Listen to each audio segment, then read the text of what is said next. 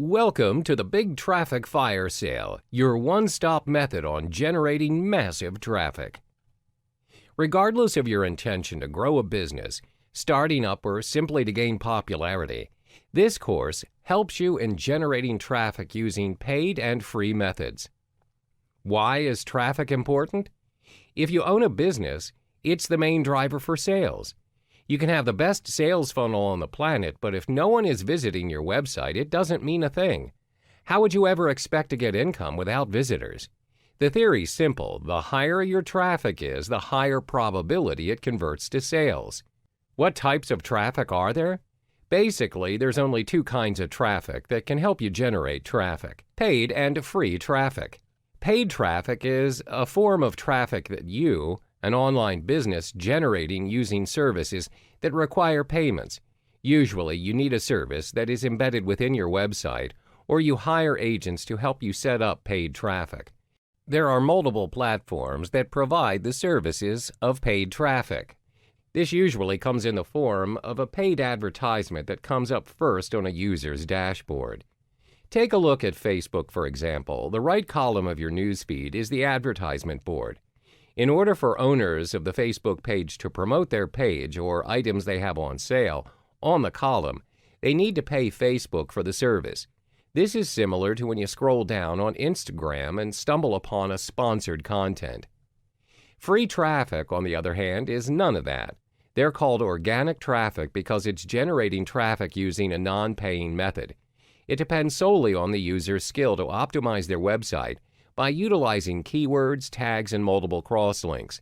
Some searches, if you look it up on your web browsers, are not labeled with ads on them, but they still make it on the first page of the search result. It's all about using multiple social networks and other websites to link the desired site that needs traffic. In Big Traffic Firesale, you will learn how to get the best out of your desired traffic using both paid traffic and free traffic. Hello there, and welcome to the Big Traffic Firesale course. In this particular module, we'll be talking about how you can generate traffic effectively via Google AdWords. It doesn't matter if you have zero to little knowledge on generating leads, traffic using this method, as this course will surely equip you with the answers that you've been looking for. It'll also add value to what some of you seasoned users already know. So what is Google AdWords, and how do you utilize it to generate traffic? Google AdWords is Google's own advertising service, which allows you to place search results for your own website or landing page. The search results for your product or service will appear on the search engine results page, the SERP, which you would have to pay a certain amount to get your results displayed. For some of you who are still new to the internet marketing scene, Google AdWords is one of the easiest and practical ways to generate traffic to your landing page. Contrary to popular belief, the steps are actually quite simple and are not as pricey as some may perceive it to be. Where are my advertisements displayed? How is it displayed? As mentioned in the previous slide, your advertisements will be displayed on the SERP within the listings of the search engine. The SERP is the results page where users have typed their keywords for their search of interest in the Google search page beforehand. The ads can appear in two ways: at the top of the SERP or at the sides. They can look more and more alike, like the original search results. Usually, a lot of users do not actually recognize the difference between an ad and the original search results. At the moment, Google places a small ad label on the Google AdWords, which appear in the SERP. Now that you have a rough idea on what Google AdWords is, we'll look into the mechanics of how to start your own Google AdWords campaign and navigating it towards your favor. Hello there, and welcome back to the Google AdWords module. In this module, we'll be unraveling the mechanics of this vehicle, which is essential to kickstart your own campaign and generate your very own traffic. The first vital step is to kickstart your Google AdWords journey, is to create a Google account. If you already have an existing account, then you're good to go. But some users prefer to create a new account, specifically for their use of Google AdWords, so it would not get messy and it'll be more organized. Once you're logged into your account, click on Create Your First Campaign button. Then there's 7 simple steps to kickstart your campaign. 1. Select your campaign type and name. 2. Choose the graphic location where you want your ads to appear. 3. Select your bid strategy and set your daily budget. 4. Create your first ad group and write your first ad. 5. Insert your keywords into the keyword field in your account. 6. Set your maximum cost per click. 7. Enter your billing information. For the first step, I recommend that you choose the search network only as your campaign type for starters. Secondly, decide how large or small a graphic area you want to target. Thirdly, change the default bid strategy to "I'll manually set my bids for clicks," so you can easily work within your budget. Next, when you write your first ad, ensure your keywords are also inserted in the headline. The 5th step is to paste your keywords. Start with just one set and add plus signs, brackets, and quotation marks to see how many search results you'll get. The 6th step is to set your maximum CPC within your budget. For starters, maybe to always scale. Finally, your ads will start showing up once you've confirmed your payment. Now you're set. When you are already set up, it's time to delve into the building blocks, which is understanding what makes Google AdWords work. Keywords. Selecting the correct and relevant keywords to direct the audience to your landing page is key. As the advertiser, you select a keyword that a searcher might type when they search for their particular interest on the Google search engine. Then you create an advert that will appear on the SERP based on the keywords.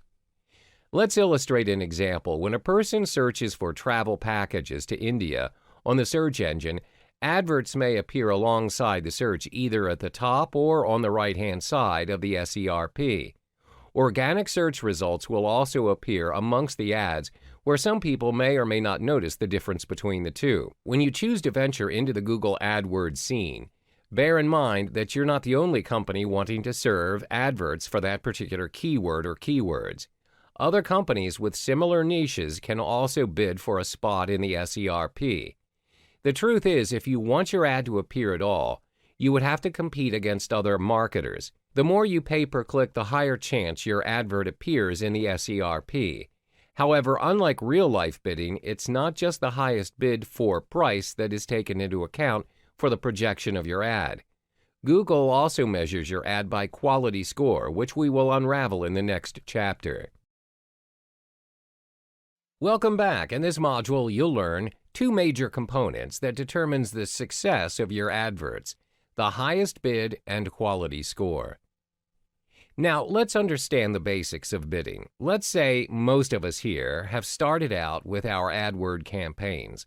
First and foremost, you want to ensure that you spend within your budget, and for starters, it's common to bid your price referring to cost per click, CPC. In this context, CPC simply means that you pay for the amount of clicks on your advert. Google allows you to pay the maximum bid amount of your chosen keyword, or if you have a tight budget to keep, you can always choose the automatic option. Google will automatically select the bid amount for you within your budget, which is known as maximum cost per click bid. Google will then provide you the most possible clicks within your budget. There is no fixed rule for the bid amount that you should be paying. Different people will have different bidding prices, and at the end of the day, it is dependent on these 3 important factors, which are the type of campaign you're aiming for, the cost of your keywords, the success rate of your keywords. For example, let's say you've set your CPC bid to $1. You own an online clothing line shop and you make $10 from every purchase, and on average 1 in 10 visits results in a purchase. As a result, you only break even as your advertising cost is equal to the profit you generate. Therefore, to gain profit, your CPC should cost you less than $1. Hence, choose a bid amount that works for you in the campaign that you're aiming for. The next factor is the quality score. Before your keywords can reach the results page, Google will evaluate the relevance and the usefulness of your selected keywords for ads. This is to ensure that your keywords are relevant to the users. Google also looks into the quality of your website.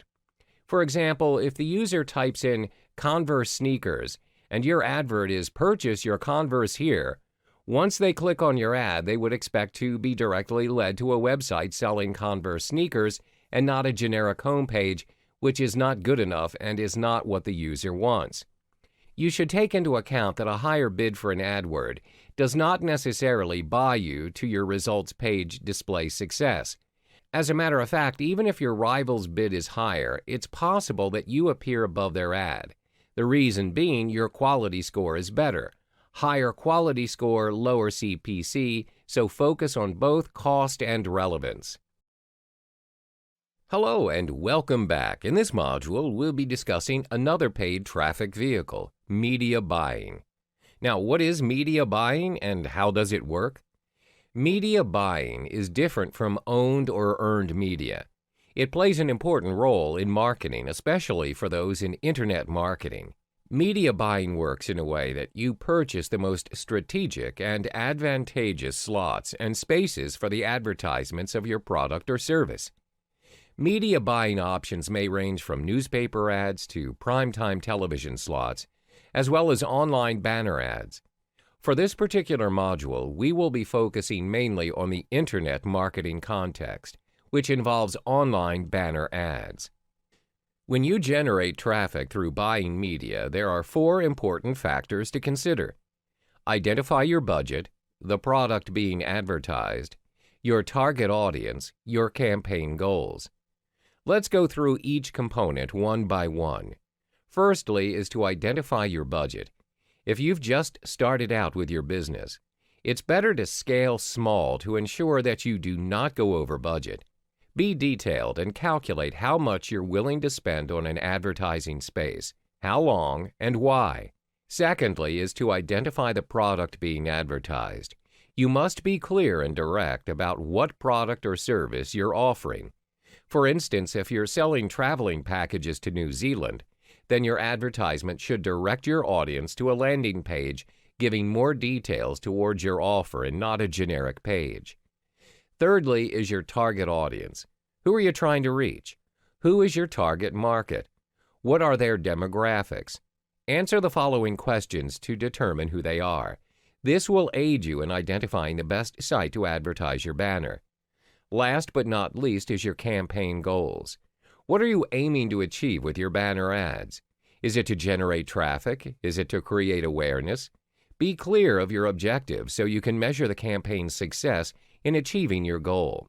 Once you have your ad or banner on display, you're not only responsible in driving traffic to your website and converting to sales, you also have to ensure that you continue to optimize the advertisement's performance throughout the entire span of the campaign. That's why it's important to determine where and when your ads should appear. This requires strategic planning to ensure that you do not waste your resources, time, and money. This way, you're able to generate and sustain continuous traffic to your favor effectively and efficiently. In the following modules, we will be providing you with useful tricks and tips on how you can gravitate traffic to your cause. Welcome back. In this chapter, you learn one of the most important strategies in ensuring your media buying campaign's success. The proven way is to reverse engineer your existing resources. What is reverse engineering and how do you go about it? Reverse engineering simply means that you work backwards. Instead of crafting a brand new plan for your media buying campaign, you make use of the information and resources that are readily available. The key here is to model what already works. This saves you a lot of time and money, as you don't have to reinvent the wheel and work with what is already there. Let me give you an example. How do you drive traffic towards your ads campaign via a specific site when you do not have any traffic to begin with? Most ad campaigners don't realize that the source of traffic is already there. Online users are constantly navigating from site to site every minute. It's your job to figure out which site or page they're viewing and how to redirect them to your website. One way is to reverse engineer from your competitors' campaigns. Identify their offer and their audiences. Have you come across a website with a banner promoting specific benefit, such as slimming ads or supplements? These ads are from affiliates or business owners just like you, and if you ever stumble upon an ad which has already served the site for quite some time, chances are the person behind the ad is making a boatload of money. Therefore, it's important for you to work backwards and pinpoint what exactly are their secrets in managing profitable campaigns. All you need to do is find where the existing traffic stream's at and get your message across. In the next module, we'll be digging in deeper into 5 essential variables that will be your foundation in setting up your successful campaign through media buying. Hey there, and welcome back. In this module, you'll learn the 5 distinctive variables that will ensure a successful online campaign. Before coming up with your campaign, there are 5 variables that must be taken into account to assure that you're on the right track. It's also to ensure that you maximize your return on investment and minimize your losses. That's what defines a strategic business owner. This module applies the reverse engineering strategy shared with you in the previous module.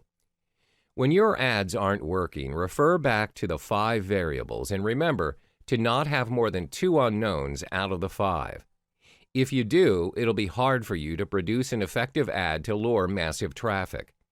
The 5 distinctive variables are: 1. The demographics of your prospective customers.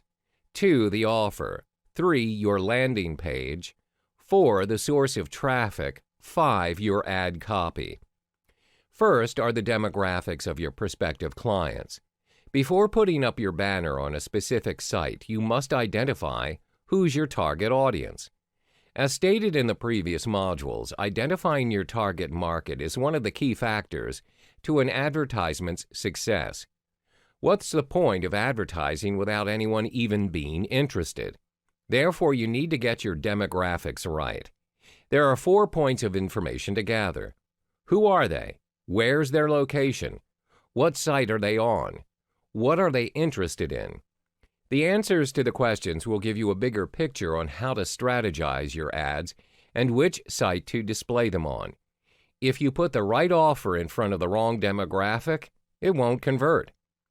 The second variable is your offer. You must be sure of what your offer is. What are you selling? What are the price points? What are your upsells and downsells? An effective way to model your offer, of course, is by reverse engineering. How?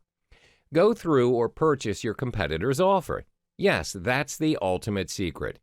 It's a form of research where you don't have to devise a new plan entirely for your business. Instead, you tweak your offer according to your competitors. When you found a proven model, go with it. Why waste resources and reinvent the wheel? You can tweak and improve it later when you've made boatloads of cash. Third is your landing page. The landing page is the most important page in the sales funnel. Your landing page is where the prospective clients will be directed to after they've clicked on your ad. The landing page needs to provide information on what you're selling, where it can be in the form of videos or previews. Whatever it is that you're planning to do, cater towards your audience and what's working for them now. Always observe the market, work backwards, and adopt a landing page that's already successful. Let's move on to the 4th variable, which is your traffic source. As mentioned in the previous module, most ad campaigners don't realize that the source of traffic's already there. Online users are constantly navigating from site to site every minute. The question is, how do you redirect them to you? Last but not least is your ad copy. The ad copy is equally important as the other elements, as it's the gravitational factor that influences the prospective clients to decide on whether or not they should click on your ad to know more. It determines your click. There are 3 ways to write a persuasive ad copy. The first step is to use the AIDA model as a guide to write your copy. AIDA is an acronym that stands for Attention, Interest, Desire, and Action. It's an approach used by advertisers to describe different phases of consumer engagement with an advertisement. The second step is by commanding attention to one big idea. This means that you need to focus on your headline. The headline will be the first thing your consumers look at, even before an image. A good headline focuses on your biggest product benefit. Thirdly is by promoting readability with short and broken sentences. Your sales copy needs to be easy to read. Your readers don't want to make an effort in reading your content. Remember to master these 5 variables and maximize your potential by reverse engineering. Hi there, and welcome back to another module of the Media Buying series. In this chapter, you'll learn the importance of identifying your direct and indirect competitors. When you venture into any business, there's always competition. Therefore, you have to take a strategic step by identifying who are your direct and indirect competitors, especially those who are a step ahead in the business and are creating massive profit day by day. Why is conducting a competitor analysis necessary? First and foremost, when you have an idea of who you're competing against, you will take the initiative to take it up a notch. You can use the information that you have to improve your business performance when you compare it with your competitor. You're also able to identify gaps in the market. Most important, you can leverage on your competitor's traffic source as you now know what the audience is willing to pay for. The same case applies when you choose to advertise your product or service via media buying. There are 2 types of competitors. 1, your direct competitors. 2, your indirect competitors. First, let's understand the direct competitor. Your direct competitor is defined as the company offering the same product or service as you are. For instance, if you're selling health supplements, you notice that Company A is also selling health supplements. Meanwhile, your indirect competitors are those who are offering an entirely different product or service than you are, but they are catering to the same demographic. This means they have the same target audience as you do. Let's illustrate an example. As stated earlier, your company's selling health supplements, catering to a specific audience. In this case, let's say your customers are focused on elderly folks ranging from 50 to 70 years old. For Company B, they are serving the exact same audience as you are. However, they're offering a different product. Company B is offering a fitness course for their customers. What you need to know is there are sites or applications that allow you to track your competitors' performances. One such software is SimilarWeb.com, which is free and practical for those who want to have a rough idea of how their competitors are doing. If you want to dig deeper and have a more detailed description of your competitors, then you can opt for WhatRunsWhere.com as well as AdBeat.com. To subscribe to this site, you have to pay $200 per month. Among the useful information that sites provide regarding your competitors include: what is their niche? Where are they generating their traffic from? Which referrals or advertising platform are they using? For example, Taboola.com, Alternative Daily? Which site are they purchasing their ads from? How many visits do they have on their landing page? When you have gathered the information, you can figure a way to model it to fit your campaign. Be more innovative and add more value to the products or services in the gaps that you've identified. Remember, driving traffic is about 90% offer, as Internet marketing specialist Russell Brunson puts it. When you've got the right offer at the right place at the right time, you'll surely generate the amount of traffic that you deserve. Hi there. In the previous modules, we discussed on how to reverse engineer and model your offer plus useful tips to drive traffic to your campaign. Now, in this module, you'll learn the steps to start creating your banner and managing your first offer. The first step before creating your banner is to identify your budget. To ensure you're working within your budget, use Ad Network to generate and run your banner.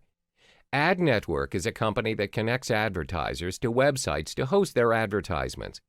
When you opt for their service, they'll continuously run your banner in every site possible, but that does not determine your success in generating traffic. The cost of advertising through Ad Network is quite high. Unless you own a multi-million-dollar empire, you may be spending an extra $10,000 to $30,000 to run your ads on multiple sites. Therefore, start small by scaling it small. Keep these 3 simple steps to ensure your banner's success. 1. Determine the size and style of your banner. 2. Connect to an ad server. 3. Set up an even delivery or frequency cap. First and foremost, determine the size and style of your banner ad. A lot of people make their very first mistake by choosing the wrong banner size for their ads and wasting their resources. Select the standard size, which works perfectly in all sites and is great for starters.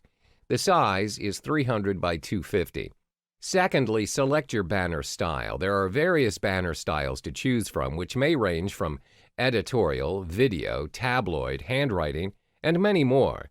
When selecting your style, make sure to align it with your campaign, as it's also a factor to drive traffic. I know some of you may not possess the expertise of creating your own banner. To save time and cost, you can hire freelancers to design your first banner for you. There are 3 sites where you can hire freelancers for good quality work: $20banners.com, freelancer.com, upwork.com.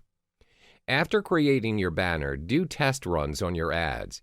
This is when an ad server comes in handy. An ad server is a paid software that helps you in test running your ads on different sites. It will do all the labor for you, where it helps you track how many views, clicks, and purchases that you've generated after the run. This tool is very practical and saves you a lot of time. Some of the ad servers you may consider are Ad Shuffle, Site Scout, and Zito. After running your ads, take note of the results and how much clicks and the sales you've been receiving. Consequently, to maximize your return on investment, set up an even delivery or a frequency cap for your ad. What does that mean? It's a setting to control the number of times a customer views your ad in a specific time frame. For even delivery, you determine the most effective time to run your ad. For instance, when you have test run your banner, you realize that during the weekdays there are less visitors on your site as compared to weekends. Therefore, you only set your ad to be viewed on weekends, so you don't waste your resources. Meanwhile, for frequency cap, you determine how many times a customer views your ad in a day. If they view it multiple times as well as clicking it, but they do not result in purchasing your product, it may also be a waste in resources. Hence, you may want to allow only a one-time viewing per day per customer for your ad. Hi there, and welcome back. In this module, we'll learn the strategies and tactics in utilizing your Google AdWords to their maximum potential. The 2 tactics that we will be discussing is how to structure your Google AdWords account and identifying your relevant keywords. Previously, we've already discussed the steps on how to create your Google AdWords account. But in order for you to be systematic and to stay relevant, there are effective ways to structure your AdWords account. A relevant and logical account structure will surely have a significant impact on your ads, especially in your quality score. When your AdWords account is structured strategically and correctly, it will aid you in the following aspects: more relevant clicks and traffic, a high-quality score, therefore lower CPC, making your account more easier to manage and maintain. If you're planning to run only one campaign, your Google AdWords account is likely to be simple. However, if you plan to run multiple campaigns at the same time, it'll surely pay off when you consider to structure your account in a more optimized manner. Therefore, you can structure your AdWords account as follows. An individual account is structured into individual campaigns. Each individual campaign will have its own ad group. Each ad group will then have its own keyword, unique content, as well as their own landing page. There are multiple ways in which you can set up your Google AdWords account depending on your personal objectives. For instance, you can strategically structure your AdWords account based on your website, referring to the different categories of products or services you're offering. Meanwhile, you may also structure your account based on demographics, such as geographic location, if your business operates in different markets. Now that you've already structured your AdWords account based on the campaigns, you would now have to identify which relevant keyword to apply for the different campaign ads. In order for you to come up with the most suitable and effective keyword, thorough research must be done. This is to ensure that the keywords you intend to use are not of a low quality score and are also not too competitive. This may result in your ad not having a shot to be displayed. There are various ways to conduct keyword research when launching a new AdWords campaign, and one is using WordStream's free keyword tool to start. The steps are fairly simple. First, you need to key in a search term, for instance like baking supplies. WordStream will then generate a comprehensive list of keywords relating to the original search term. The most interesting part is the relative frequency data for the keywords is also made visible to you. You may also view the competitiveness of the keywords as well as the search volume using data from both Google and WordStream. On top of that, you may also test out your keywords by using the WordStream Advisor. It enables you to search for new keyword ideas, identifying the keyword niches, and most importantly, excluding negative keywords from your campaign. WordStream Advisor is WordStream's free keyword tool PPC and social media advertising platform. Remember to always start small with the number of keywords per ad group, which is 10 to 20 maximum. That's because Google works in a way where when there are too many keywords in a particular ad group, the list will get too crowded and the chances of your getting results or generating traffic based on the keywords are slim. Some may not even generate anything at all. Next, we'll identify your audience and USP, unique selling proposition. This will surely set you apart from your other AdWords competitors, and we'll explore that in the next module. Hey there, and welcome back to the Google AdWords module. In this particular episode, we'll explore more of the stratics to ensure your AdWords campaign's success, which is identifying your audience and your unique selling point. One of the most important factors in ensuring you strategize your ads effectively is by identifying who your customers are and their demands. Developing characters is essential, as you would have an idea of who your potential prospects are. Ask yourself these important questions. What does the customer want? What does your ideal customer do? When do they do it? When are they actively searching for what they want? What device are they using? When you have asked these questions, make sure that you follow it up with thorough research. By doing so, you'll discover your market as well as the customer's needs. Therefore, would you agree that you would not be wasting your resources like time, money, and energy in developing your AdWord campaign? Think of it this way. If your customers are not searching for your product or service via Google AdWords, then obviously your campaign will surely be a waste. Too often, entrepreneurs are so much in love with their products or services that they're offering, they forget that it's not their needs to satisfy, but their customers'. So hold your horses, and before you enthusiastically launch your first campaign, you need to verify whether there is in fact an audience for your show. Next, it's imperative that you identify your USP, your unique selling proposition. What is USP? Your USP is what sets you apart from you and your competitors. It gives you an edge, where it gives your prospects a convincing reason to choose you over everyone else. For instance, if you choose to advertise your traveling package to New Zealand, what makes your travel package different from the ones readily available in the market? What is your X factor? Do you offer destinations in New Zealand that other companies never offered before? Or do you have complimentary prizes that other companies never thought of? Are you unique enough? As Dan Kennedy, direct response marketing expert, would put it, why should I, your prospect, choose to do business with you versus any other option, including doing nothing? A powerful USP that everyone will surely realize is fresh, hot pizza delivered in 30 minutes or less guaranteed. This USP originates from Domino's Pizza, which they applied to create a billion-dollar company. So it leaves us with the most vital question: how do you create your own USP? First, identify your strength and what do you have that others don't. As stated earlier, this will be your X factor. Secondly, interact with your customers by hearing them out. A great company is built on customers' feedback and insight. Ask your customers these following set of questions. Why are they doing business with you and not the others? What do they like about your product or service? What can you improve on? Always remember that your price tag is not the sole reason why people buy your product or service. If your competitor is pulling you down on pricing because they're more established, you have to be creative and tackle another sales feature that will compensate the customer's needs.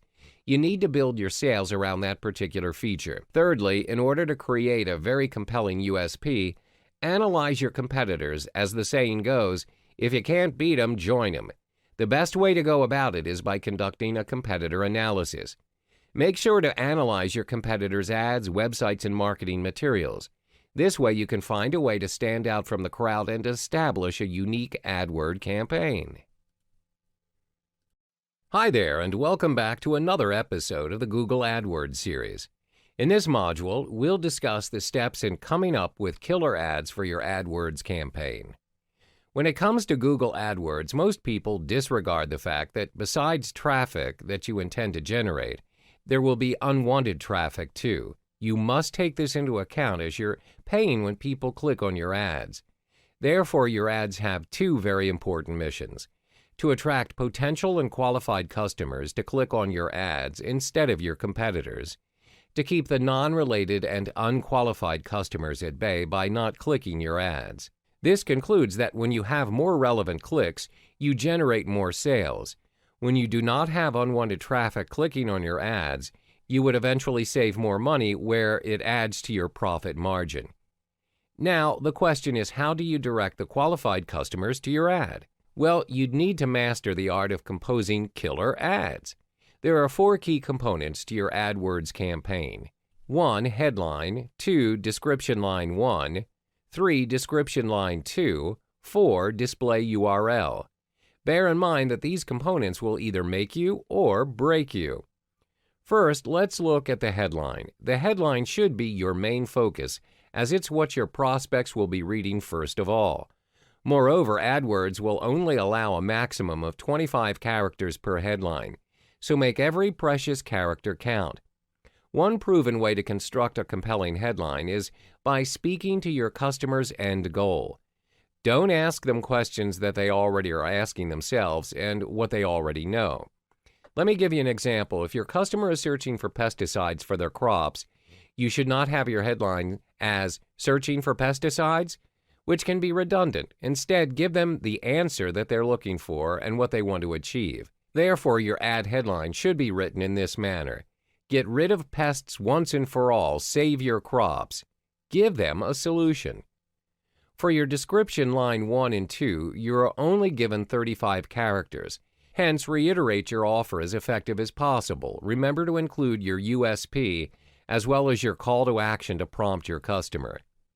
Another powerful tool to boost your click-through rate is by using the countdown timer, a current feature introduced by Google. This feature can also be inserted in your AdWords campaign, which will install a psychological force known as loss aversion to your prospects. Sometimes people are motivated by the idea of not wanting to be left behind than the idea of gaining something new. Therefore, by adding the simple feature of having an end date to your offer and including a real-life countdown on your ad, you'll surely inject a fear of loss in your prospects. This will surely give you an edge over your competitors. Last but not least, let's look at the display URL.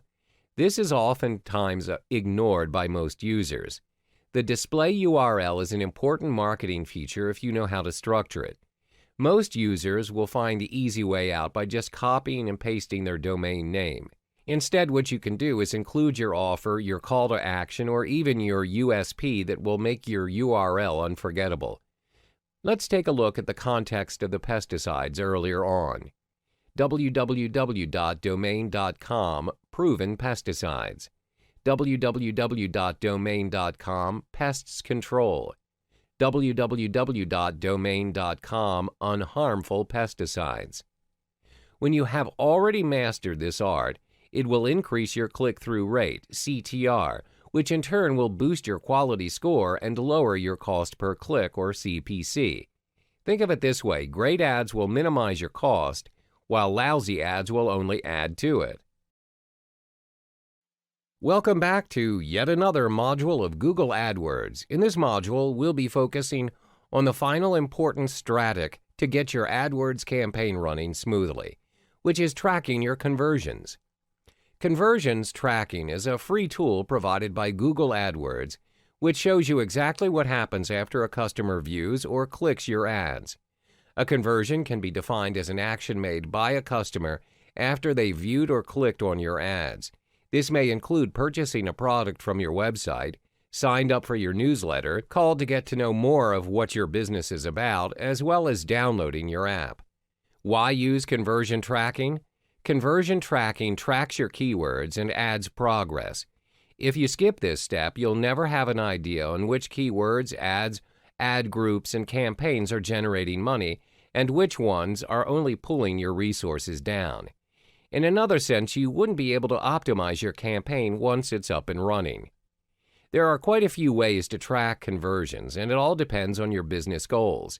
Some of the popular ways to track your conversions are as follows: online sales, phone calls, app downloads, in-app actions, new leads, in-store purchases. Let's illustrate an example on how you can track your conversions. For example, via online sales, assuming that you're operating an online boutique specializing in denim jackets.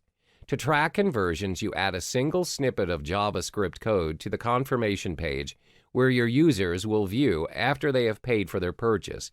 In this case, you'll be tracking clicks on your AdWords campaign that converts into purchases. Let's say you make $40 on each denim jacket you sell. With the aid of conversion tracking, you can identify how much you spend on advertising your goods.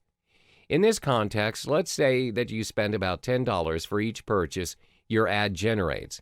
As a result, your return on investment, ROI, is $30. This shows that your business is generating a positive value as you are gaining more than what you have spent. The example illustrated above shows how you can easily optimize your business with the help of conversion tracking. How about if you have multiple businesses to take care of? Well, it surely can come in handy too. By using conversion tracking, you can compare and contrast between the two businesses and see which AdWords campaign is working better for you in terms of conversions. If you track that your business in A is converting relatively better than your business in B, you can decide on ways to improve by allocating more of your advertising budget to business B, or you can make adjustments to your AdWord campaign to boost your profit in business B even more. Having your conversion tracking data is very useful as it helps you understand how your advertising campaigns help you achieve your business goals. It also provides you space to tweak your strategies and aligning your budget. Hey there and welcome back. We've already gone through 7 modules of the Google AdWords series. You've learned about what Google AdWords is, what are the mechanics, how you can start your own campaign, and the strategies and tactics to go about it. We finally reached the last module where it's all about optimizing your AdWords campaign. From the previous modules, I'm certain that you are now able to launch your Google AdWords campaign. Once Google approves your ads, congrats! You're now up and running. However, even if you are on the right track and doing everything right, it's still hard to assess how well you're performing in the scene. Bear in mind, most campaigns that are just starting up will also need some time to generate profit. Therefore, test running your AdWords campaign is key to ensuring its success and sustainability. There are 3 ways to conduct your tests. 1. Keep track of your keyword bids. 2. Optimizing your click-through rate, CTR. 3. Landing your page conversion rate. First, keep track of your keywords bids. Once you've generated your clicks and sales, you'll still need to adjust your bids. If your keywords are generating profit but you're still not ranked as the top campaigner, then you should continue to raise your bidding price. However, if your keywords are not generating any profit, you would eventually have to lower your budget in bidding or pause the campaign to improve your game. Second is optimizing your click-through rate, CTR.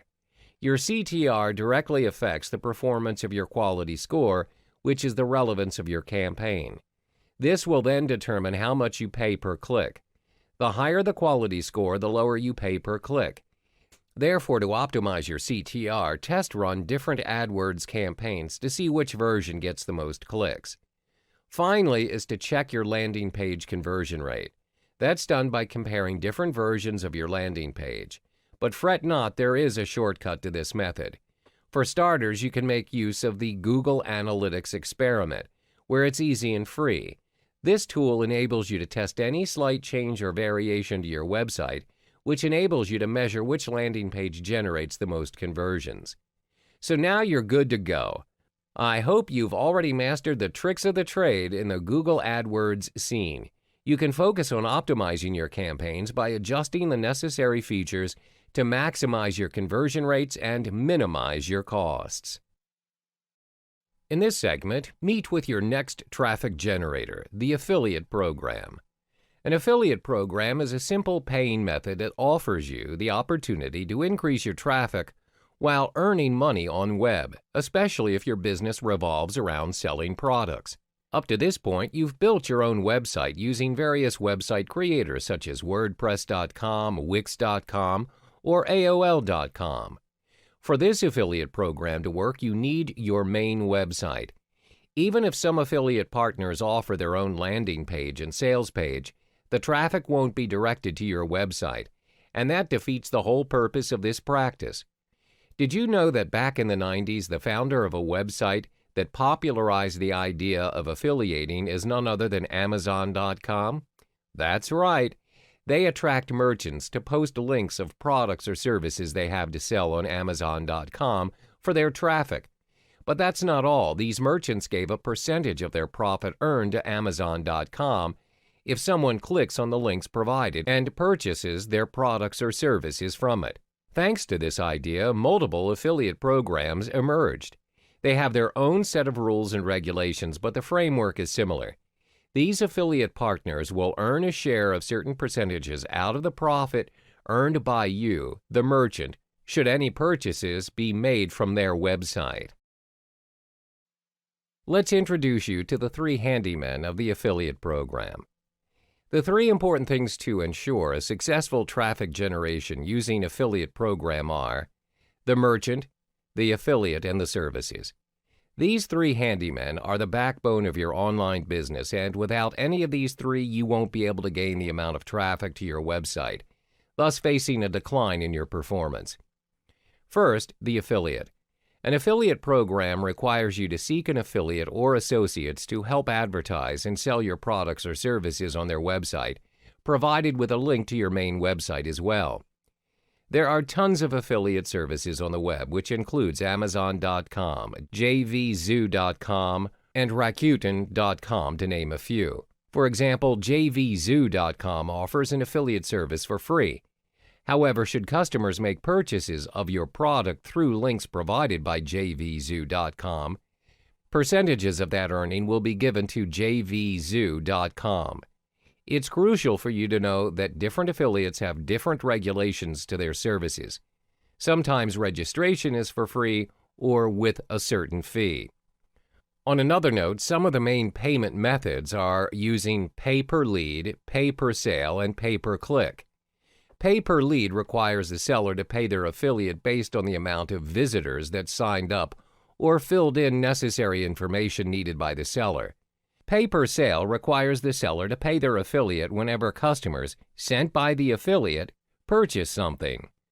Last is pay-per-click. The seller will have to pay the affiliate according to the number of users who merely click on the link that will direct them to the seller's website. This method doesn't require users to purchase anything from their site for the seller to pay the affiliate. Remember, your purpose is to build up your traffic list as much as possible. Thus, it's necessary for you to read the affiliate partner's regulations and to ensure that you're getting enough traffic first despite an adequate number of sales. Some affiliate partners support loads of ad types for you to achieve a maximum possible traffic flow. Their URL links support text images or even a combination of both links. On the other hand, some are inclined towards tracking and reporting the effectiveness of your traffic to help you evaluate your efforts to create an effective marketing strategy. Next is the merchant or the sellers. That would be you, seeking for an affiliate to grow your traffic list and at the same time earn profits. Keep in mind that an affiliate offers the merchant to pay only when either one of the previous methods is met. No transaction will be made if it isn't. This is a huge advantage over traditional banner printing and hiring a public relations officer to assist you. Plus, it is a substantial bonus to your revenue given that with affiliates, you will earn a lot of traffic and a long-term product that will connect your visitors to your website, All you need to do is add product to our affiliate list. Don't forget the services. These are your selling points. Without them, your affiliate won't have anything to promote to their followers and users across the web. So if you have a book to sell, for example, you'll need to post the availability of that book on your site. The links of the specific landing page of your book will need to be provided for your affiliate to make a proper linkage towards your website. Other than that, you'll need to be consistent in coming up with new services to gather more traffic. No users want to waste their time on a merchant who is stagnant in their business. There are numerous affiliate services and programs out there. A guideline jvzoo.com will be used to explain most of the necessary items you need to know once you've chosen an affiliate. In this module, we start by registering as a merchant for an affiliate. Previously, you were introduced to the three handymen of affiliates and discovering the type of payments existed for the affiliates. Here, you'll be guided through this step-by-step on how to register to an affiliate, creating your payment profile, and adding products to your affiliate page. At the jvzoo.com homepage, click the Sign Up button on the top right of the screen. Fill in the necessary information and sign up. You'll be directed to your personal page in jvzoo.com. First thing you'll need to do is familiarize yourself with the payment profile. Click the Payment Profile button from your current page. If you scroll down, you'll see multiple options of payment that you can do. jvzoo.com allows two configurations of payment. You would either receive payment when customers pay you using vendor payments, or using user payments, which is used to receive affiliate or joint venture payments from the vendors. Since you're a seller that wants an affiliate to earn traffic, it's recommended that you opt for the vendor payment type. Regardless, it's up to what works for your business best. If you're inclined towards PayPal, then simply click the option indicated. Clicking Configure Now will direct you to the next page. Simply follow the instructions to link PayPal to your JVZoo account. You'll need to have a premium or a business PayPal account verified by PayPal in order to link it to JVZoo first. To do so, you'll need to provide your PayPal email account and follow the instructions given by jvzoo.com. Click Save to update your payment profile. Heading back to your seller dashboard, you'll have the option to apply for jvzoo.com's Get Response account. According to jvzoo.com, this account will ensure that your buyers will be added instantly to your mailing list. Getting a Get Response account will allow you to try it for free on a 30-day trial. If you like to keep mailing lists of all the customers who bought your product, then sign up, fill in the information needed, and create your account. Activate your free trial account by filling in the necessary details needed once you click the link from your email. You'll be directed to a whole new page, and this will require you to navigate and learn how to create a feedback form and newsletter. Do remember that your free trial expires in 30 days. If you think you could just create your own newsletter using a normal email hub, then there's no point in purchasing Get Response. Otherwise, Get Response is your assistant. However, keep in mind that getting a Get Response account is optional. Some of you are probably content with only driving traffic without adding up your mailing list. Now that you've set up the basis for your profile, it's time to drive that traffic. Hello there. In this module, we cover the fundamentals of Warrior Special Offers, WSO. WSO comes under the Warrior Forum, a forum specifically designed for Internet marketers. Freelancer recently bought the Warrior Forum, where the forum now includes a great community of online freelancers. WSO enables you to create your offer and showcase it to the subscribed members in the forum. Over 1 million people are registered under this forum, where all of them have a common interest in Internet marketing. This forum caters towards two different audiences. One, people who create their own products in the Internet marketing niche, Internet marketers, and two, people who are interested in purchasing Internet marketing products. The Warrior Forum is a platform which allows Internet marketers to promote their latest offers. They provide spaces for marketers to place their banner ads in the forum. However, in order to advertise your banner, you would need to have access to the War Room, which is a sub-forum under the Warrior Forum. You'll be charged $37 for a lifetime membership. Apart from that, the Warrior Forum caters towards the email marketing business. This is one of the main strategies to generate your leads. You are able to promote your offer to people on the forum's mailing list for a fee. The forum generates their mailing list from the registered members of the forum. Let's say you ordered a product through the Warrior Forum. You're automatically on the mailing list where they will mail you the offers every single day. We'll be discussing the basics in creating your WSO in the next chapter. Stay tuned. Hi there. In this module, we'll discuss the steps on how to create your own WSO in the Warrior Forum. The first step to kickstart your offer is by signing up as a member of the Warrior Forum and creating your own account. When you've created your account and logged in, navigate to Create a WSO page by clicking on the Create Offer WSO in the top menu. The cost of creating an offer is a fixed price of $20. When you click on Create Offer, you're left with 2 steps to start your offer under Warrior Payments.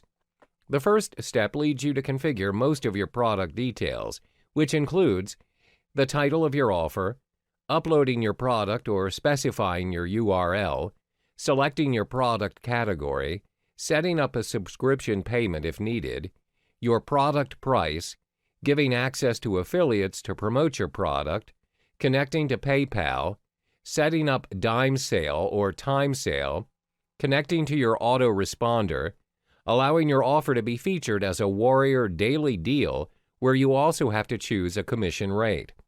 The second step is to create your product's offer by creating your own sales copy. This page will be loaded once you've completed the first step by clicking Save and Continue. When you've clicked Save and Continue, your offer is published directly to the Warrior Forum and it creates your thread. On your thread, other users of the forum are able to comment and ask questions regarding your product where you can reply to their queries. How do you create your own eye-catching special offer that the audience would be attracted to? If you're not familiar in generating an effective sales offer, you can always hire a freelancer to save you time. There are a number of freelancers signed up to the Warrior Forum, and all you have to do is ask. One of the special offers that is a crowd pleaser is infographics. To post offers and receive your payments for your products, connect to PayPal.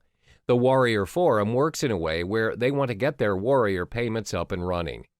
If you're able to create an effective WSO using Warrior Payment, the Warrior Forum will do all the work to drive the traffic to you. To do this, get your offer listed under the daily deals. Hi there, we reached the final chapter of the Warrior Special Offer series.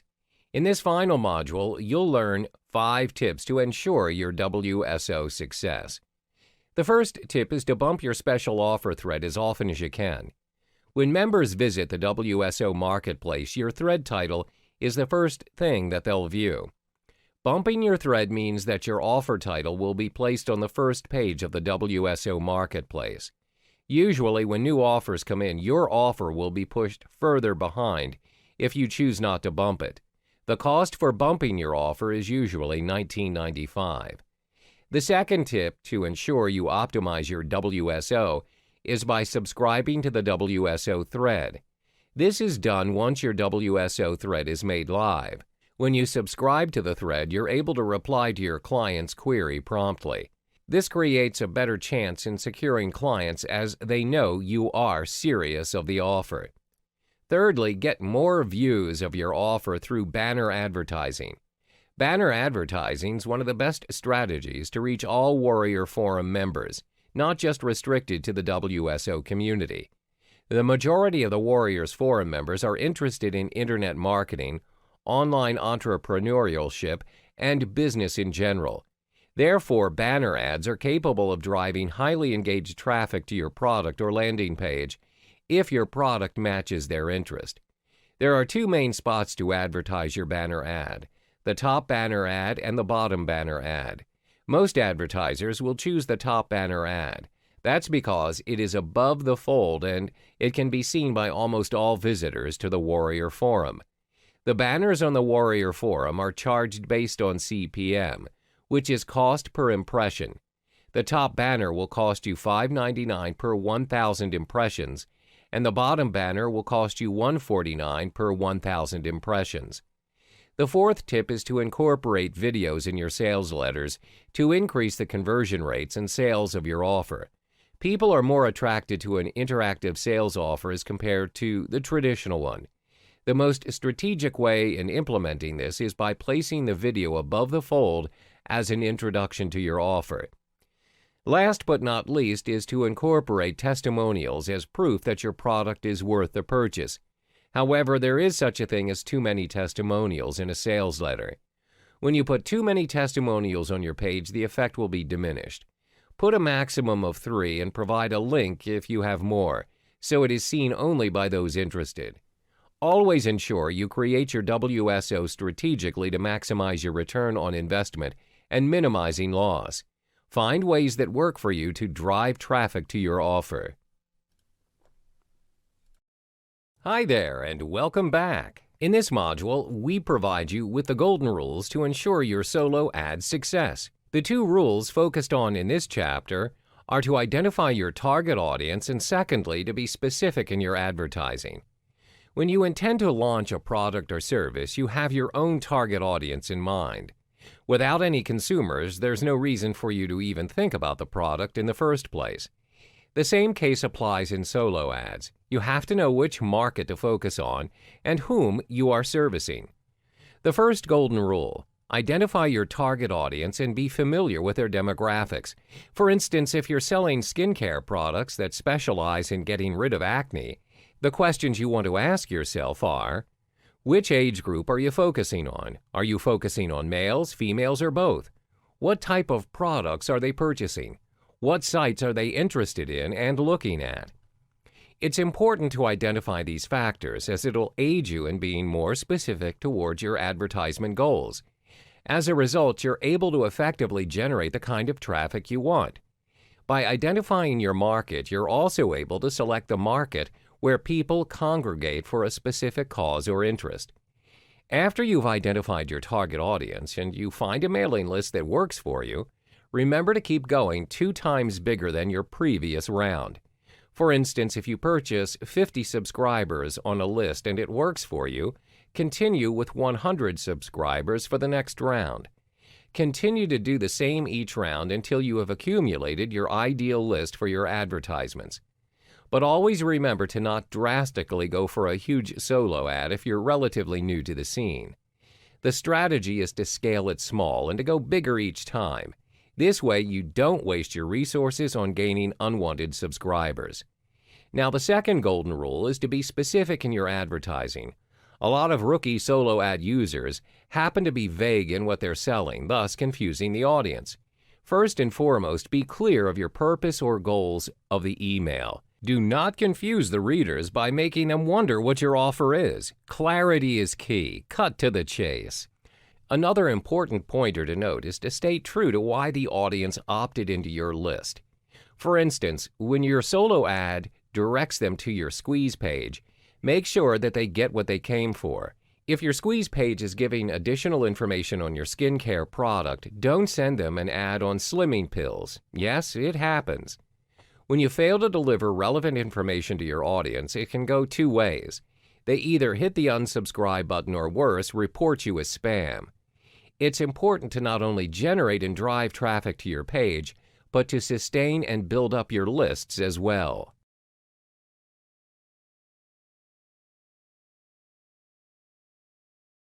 Hey there, and welcome back to the Solo Ad series. In this module, we'll be focusing on another golden rule where you can't afford to miss, which is knowing your numbers. When we talk about numbers, it all boils down to 2 major components. 1, identifying the cost to purchase your solo ads. 2, tracking your progress. In any business, it's vital to identify the costs invested in your product or service. This is to ensure that you adhere to the budget and do not go overboard as a result, wasting your resources.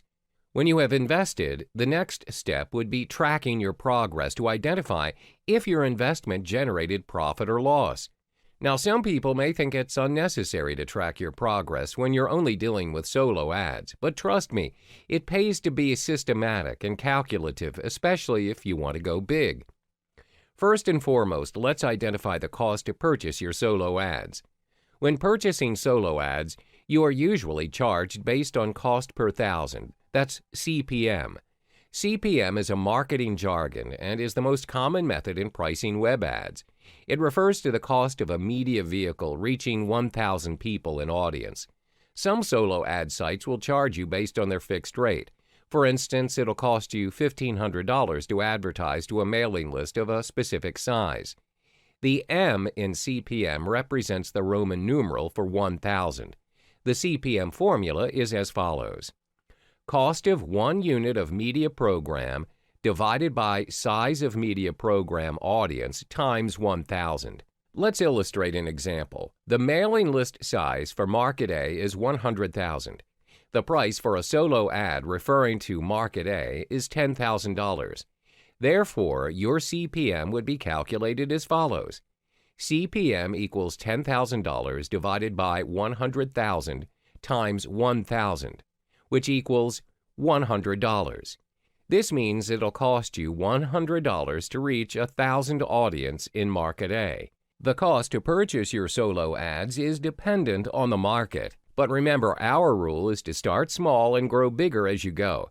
Do not pay a fortune if you are still new to the scene. After you've paid for the cost and your ads are up and running, it's time to track your progress. What you need to do is create your own method for tracking, where this can be effectively done with Microsoft Excel. Get to know your numbers and, most importantly, your results. Did you hit the target? If you did, then congrats. If you did not, then this is when you backtrack and detect what went wrong.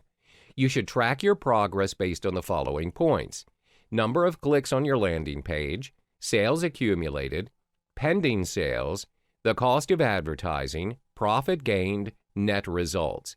Always remember, numbers don't lie. We've come to the final chapter of the solo ad series. In this final module, you'll be testing out your ads. From the previous modules, we said to test small and scale small. As a beginner, it is unrealistic for you to be too ambitious and spend your resources on a market you're uncertain of. The first try is always the hardest, and it won't guarantee you the results you wished for.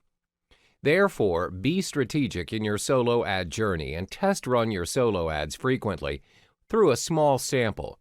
For instance, when you found a particular mailing list that suits your market and the sample size is 100,000, what should you do?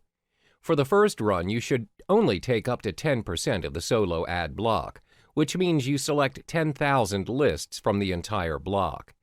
This gives you the chance to track your progress and observe your performance.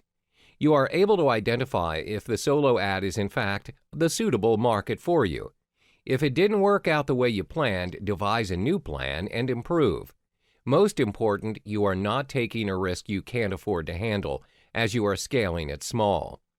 When you figured out the game and set up your game plan, my suggestion is to gradually increase your solo ads by 10%. Do not scale it up drastically.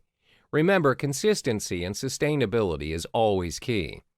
As mentioned earlier, from the 100,000 subscribers, you have had your test run of 10%. Continue to purchase the next 10% from the same block and test run your ad again. If you found out it is working for you, then go for the next 10%.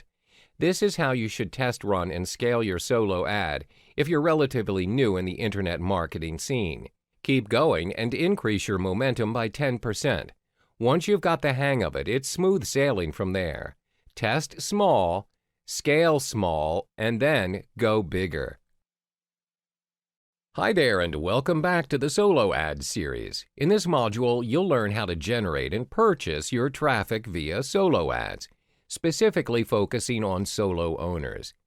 Mentioned in the previous module, in order to search for your intended mailing list, there are two approaches. 1, solo owners. 2, solo ad brokers. What's the difference between the two? Solo owners are individuals who own their own solo ads. They've established their own mailing lists where they will sell a solo ad to you, and it's dependent on your market. Usually, solo owners will charge you by cost per click or CPC. This depends on how many customers are interested and click on your email for further information. Having said that, there are some downsides in opting to purchase your traffic from solo owners. As the name suggests, solo owners are only solo owners. Initially, most of them do have a specific mailing list for marketing and business purposes, but as their mailing list expands, many people inquire to purchase their lists where they have turned it into their main niche. Therefore, they are only interested in making money by selling their lists. Sometimes it's even possible that their mailing list doesn't even correspond to the advertisement that you intend to sell. This means you may be wasting your resources as you're promoting your product to the wrong audience. Secondly, certain markets or niches have very few solo owners, as the market can be relatively new, or it's not been explored much by consumers. For instance, markets that cater towards very specific products for very specific audiences. Example, supplements to control the sugar level of diabetes patients. As a result, you may find some difficulties in generating or finding suitable mailing lists for you via solo owners. Another drawback is, as the solo owners are charging you based on CPC, the conversions may be low. As stated earlier, some of the mailing lists would not entirely hit the bullseye for you as the audiences are a mismatch. Now, you've understood solo owners. In the next module, we cover another vehicle to generate your traffic, which is solo ads brokers. Hey there, and welcome back. We explore another initiative to generate your traffic, which is based on solo ads brokers. By the end of this module, you'll be able to weigh your choices in generating traffic. What are solo ads brokers, and how do they aid you in generating traffic? Solo ads brokers are individuals who may manage 20 to 30 mailing lists assigned by their respective owners.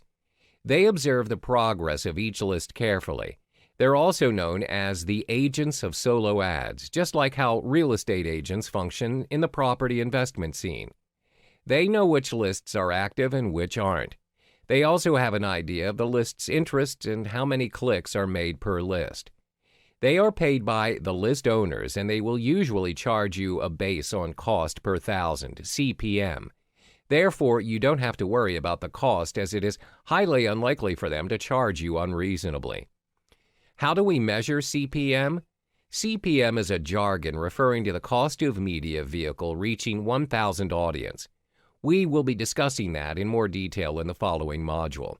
Usually, how solo brokers work is they advertise you on the traffic you should purchase based on available lists. When you test run your solo ad and you find it is not generating the amount of traffic you want, you can always go back and discuss about the problem that you're facing to your solo brokers. They are more than willing to help and compensate for your loss by doing what they call a make good, where they'll try to improve the situation. They'll either provide you with another mailing list or they'll give you discounts in your future purchases. It is in their nature to ensure that their customers have a good experience. That's because their goal is to sell as many lists as possible to the right market, and they want their customers to come back and make another purchase with them in the future. They want to be in the business for the long haul. This kind of transaction is also made available through Facebook Solo Ads Group. It can be a public or a closed group. In a particular group, there will be solo ads brokers or vendors, as well as the buyers. The brokers advertise the lists that they sell. Meanwhile, the customers who purchase the lists can publish testimonials on the group's page. Therefore, the members of the group will get direct feedback, and this will enable them to weigh their selection of lists. Examples of solo ads Facebook groups are as follows. 1. Solo ads and funnel clicks market. 2. Solo ads, ad swaps, and email marketing. Again, one of the drawbacks is that solo ads brokers are also dependent on the market. You need to scout around to ensure you're dealing with the right broker where they provide you with the intended audience. Different markets have different solo ads brokers. Don't waste your resources by making the wrong choice. Hi there and welcome back. In this module, I'll walk you through 3 simple steps in building your visual portfolio for your Facebook adverts. Believe it or not, the success of your adverts is 80 to 90% dependent on the images that you choose to display. Images are the first thing that will grab your audience's attention. Therefore, it pays to invest some time in curating and selecting the most impactful images for your advertisements. You don't even need an expensive camera to capture good quality images. All you need is the right strategy and tips. Always remember that your images are speaking up for you. The first step is to choose relevant images that your audience can resonate with. Bear in mind that your pictures will be competing against other Facebook users, which includes pictures of babies as well as fancy traveling destinations. The key is to focus on your business's features and make it stand out from the crowd of other images. This can include the people, the environment, and the product that you're offering. For instance, if you're operating a cafe, try and capture your cafe's ambiance, the coffee that you're serving, as well as the friendly staff that are ready to attend to their customers' needs. Do not post pictures of furry animals unless you're in that business. The key here is to be true to your context, staying relevant, so that your audiences are clear of what you're offering. This brings us to our second step, which is getting familiar with your advertisement size. Always remember that your audiences are moving from one device to another. They can be on their computers and 5 minutes later, they can switch to their mobiles. Hence, it's important to adjust your image's size to fit the needs of your audiences and the different devices that they're using. These are the standard rules that you would want to apply for your images across devices. Always remember that the width of your image needs to be 1.91 times the height. If you want a full-size image on your advertisement, 560 by 292 pixels on mobile devices, 400 by 209 pixels on desktop, 100 by 72 pixels on sidebar. If you do not choose any of the sizes above, Facebook will automatically resize your images to 154 by 154 pixels or even 90 by 90 pixels.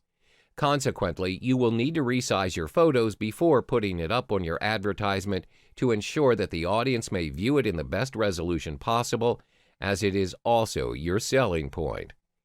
The third and final step is to use less text and more of the actual images. This means that you need to keep your text at a maximum of 20% when you're using images for your Facebook advertising. Use actual images when you choose to post images of people or living things, as it gives more of an impact as compared to vectors. When you really need to use vectors for your adverts, make sure to make an impact by using pattern interrupts such as eyeball staring to trigger emotion, colorful and vibrant vectors to captivate their attention, strong borders to captivate their attention as well, familiar images the audience can resonate with, peculiar or ridiculous images, those trigger the audience's curiosity. When you've come up with your ads and you've selected the appropriate images as well as the correct size, it's time for you to test run what works for you and your audience. If it doesn't work, try and play around with your image sizes and the choices of images, whether your audience will be attracted more to real-life images or vectors, and figure out if you're staying true to your advertisement's context. Optimization is always key. Welcome back. We've reached the final chapter of the Facebook advertisement series. In this module, we'll walk you through the steps to optimize your Facebook ads to increase your chances to drive more traffic towards your offer. From the previous courses, I'm sure that you now have an idea on how to run your Facebook ads. However, running your ad is one story and optimizing it is totally a different one. There are 4 critical steps to your Facebook ads optimization. 1. Defining your campaign's goals and strategies. 2. Refining your lookalike audience. 3. Narrowing down your retargeting audience. 4. Facebook ads A/B testing. Let's discuss the first step to optimize your Facebook ads, which is defining your campaign goals and strategies. In the earlier modules, we've emphasized on how important it is to be clear of your campaign objectives. The optimization process of an ad campaign begins before the first ad even gets created. In the context of driving traffic to your website or landing page to generate sales, there are two important strategies to abide by.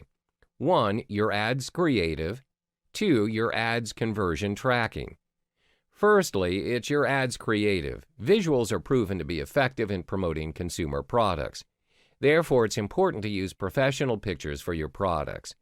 Adding a human element can increase the number of clicks.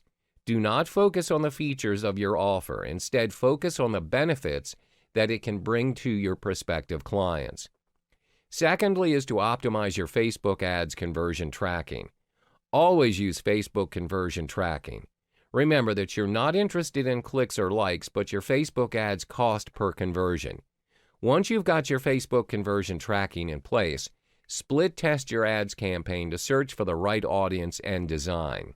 The second step to optimize your Facebook ads is to optimize your lookalike audience. To refine your lookalike audience, you need to test out your ads using different selections of interests when you are building your ad. Once you've discovered the right set of lookalike audience and interest, it will definitely reduce your cost per conversion. The third step is to narrow down your retargeting audience by breaking them down into various categories instead of grouping them into a single entity. For instance, you may have audiences with different interests, age groups, and locations. When you break them down into different categories, it allows you to be more focused and specific in conveying your message to various audiences. Through this approach, it's possible to increase your audience engagement and improve your conversions from each audience's category.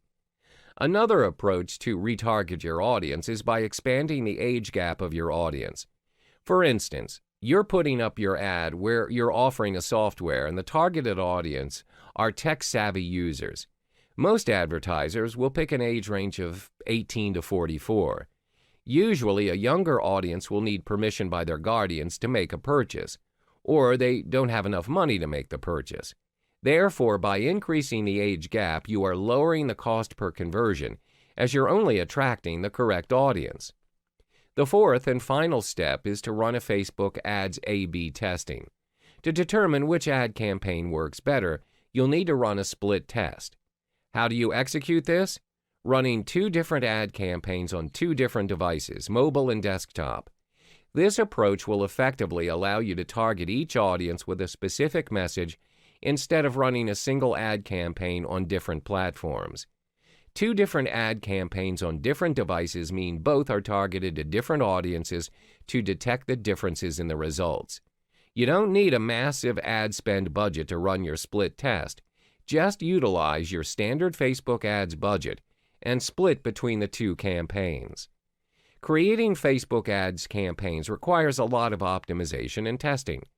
Testing helps you in determining which major or minor changes are required to adjust your campaigns.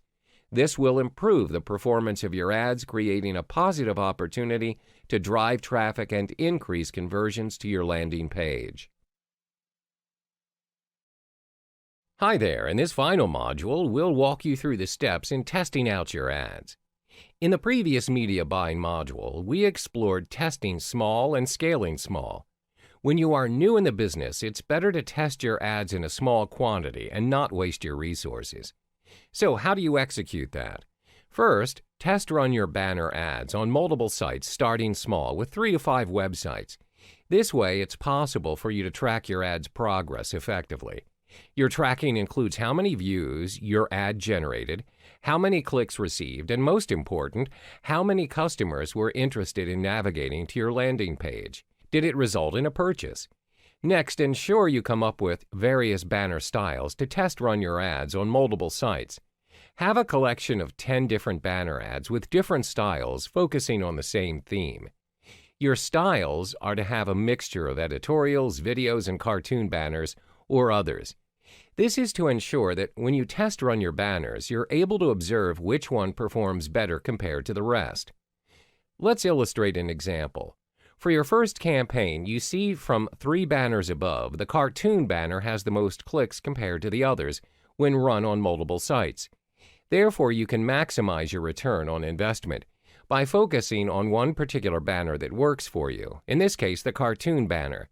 However, it does not mean that you should discard the other banners. You can still experiment with the other banner styles for your next project and test run it again. Next is for you to apply the 2 times conversion rule. A lot of people usually give up on their first campaign when their banners do not generate any traffic. My advice is to be patient and apply the 2 times conversion rule. This simply means when your cost per ad, CPA, or how much money you invested for your product is $100, run your ad until you achieve $200 in return. Then decide whether to carry on or to stop. This means you have to break even, and you have not wasted any of your resources. Making sense of the whole process, optimization is key when it comes to internet marketing. To recap the whole media buying process: 1. Design and create your banner in multiple styles. 2. Test run in multiple sites. Start small, preferably 3 to 5 sites. 3. Connect to an ad server to track your progress. 4. Identify which site and banner generated the most traffic. 5. Focus on what works to maximize your return on investment. I guarantee when you've mastered the art of media buying, you'll find it's a game where you figure out a new and effective way to generate your desired traffic. All the best! Hello and welcome to another module of the Paid Traffic series. In this module, you'll learn about solo ads. This module equips you with the relevant information to generate traffic via solo ads. First, the basics. What are solo ads? To make it simple, solo ads is a form of advertisement sent out to an entire or a portion of an email subscriber list. The rule is you are purchasing your intended audience or targeted traffic in the form of a mailing list. Your main goal is to drive them to your landing page.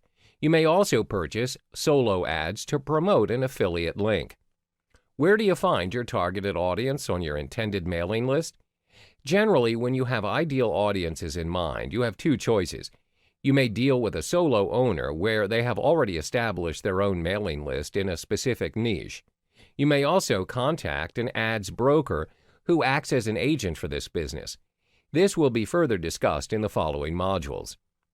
When you purchase a solo ad, the emails sent to your audiences are dedicated emails.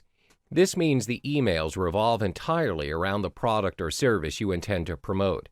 The emails are focused on a particular niche area depending on the product or service advertised. This may range from the selling of supplements to fitness campaigns. In a nutshell, solo ads work best for those intending to drive quick traffic in large numbers. This can be applied in context where you are about to launch a product or if you need traffic to be sent to a web page immediately. In the next module, we'll be talking about how solo ads work in detail and how and where to purchase your solo ads. In this final module, you are going to finalize your product information to your affiliate. Next item concerns both you and your affiliate. Based on your preferences, you can manually approve an affiliate or automatically approve them. It's recommended that you manually approve your affiliate by going through their profile. This is to ensure that no fraudulence is being practiced amongst affiliates without filtering them first. Hence, 3 boxes below are crucial for your affiliate. These are supported by HTML, which means if you have your customized rules and regulations to the affiliate, you can simply copy the links and paste them in the respective boxes. That concludes the basic information of your product. Finally, the advanced features. Should you have an extra information and specific directions that you want out of your product, you'll need to fill them in. First, the checkout options allow you to specify one of the payment options given below. Most accounts use PayPal, but this differs according to your previous payment profile options. Next is the JVZoo Marketplace or Product Library. Simply write a short description of your product in the provided box, choose the primary category of your product, and 2 additional category. Don't forget to enter the keywords of your product. This is to allow an optimized search of your product according to the keywords you've provided. Additionally, if you want to give your customers a discount for sharing your products on Facebook, you may do so in the FB Social Discount. The amount is entirely up to you. The customers that share this will automatically get the discount as set by JVZoo. In the Make a Dime sale box, this option will allow you to increase the price of your product at a certain amount after every X number of sales you make. Next is the Autoresponder integration box. Remember the Get Response account. This is where your automated respond service will send emails to your subscribers and followers.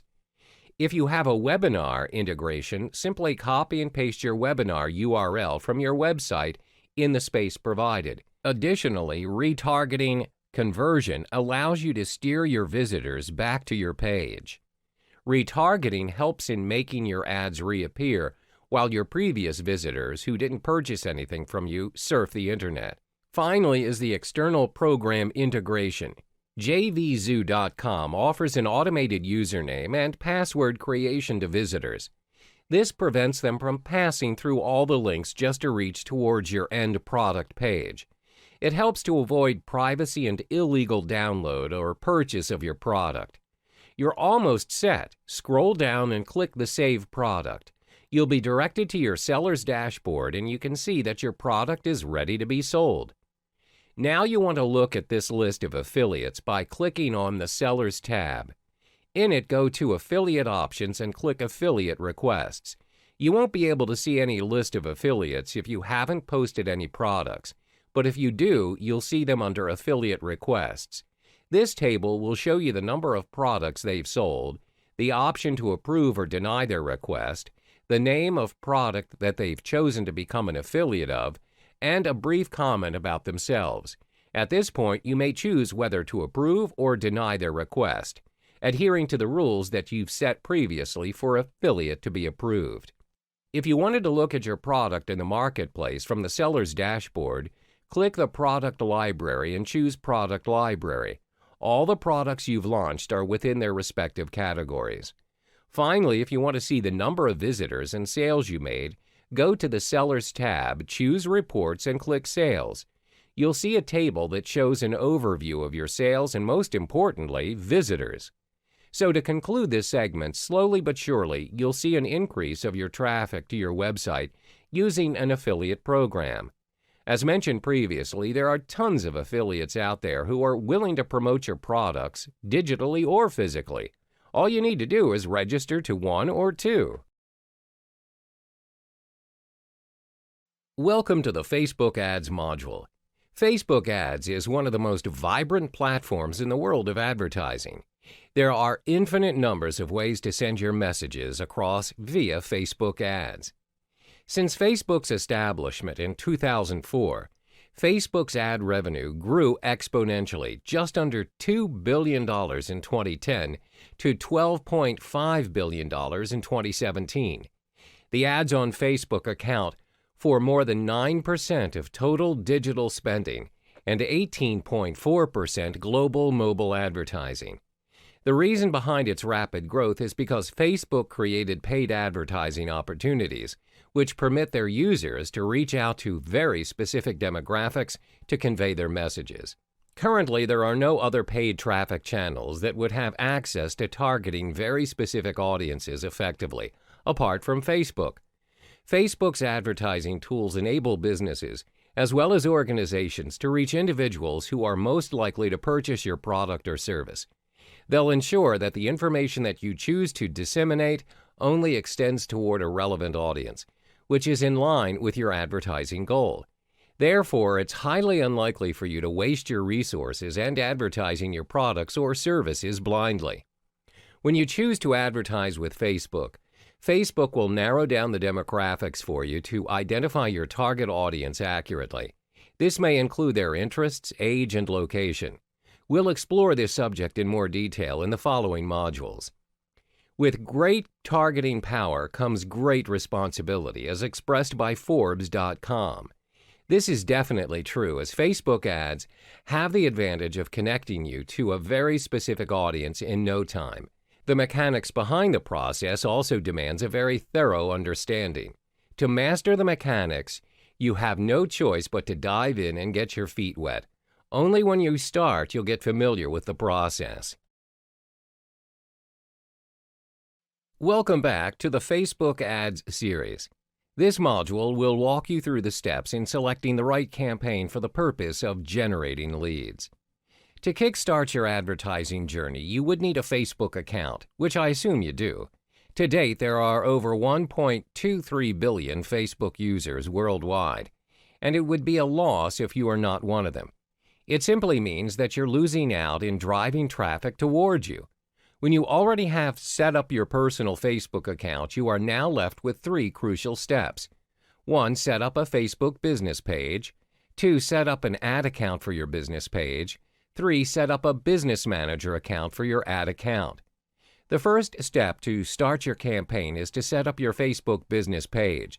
Some of you may notice that there are users who advertise their products or services using their individual accounts. However, regardless if you choose to advertise it under an official company name or individually, you would still need to set up an official business page to sync it with your ad account. What is an ad account? When you have set up your business page via Facebook, on the left-hand side of your page, you would notice a Promote button that will direct you to the Facebook ad account. When you've accessed the account, you will automatically see different campaign objectives that are already listed by Facebook, which range from awareness to conversion. The ad account functions to organize your advertisements according to your selected campaigns and their respective goals. There are 3 main categories in which the Facebook ad account uses to organize your ads. 1. Your campaign's name and objectives. 2. Your ad sets, which include targeting, budgeting, bidding, placement, schedule.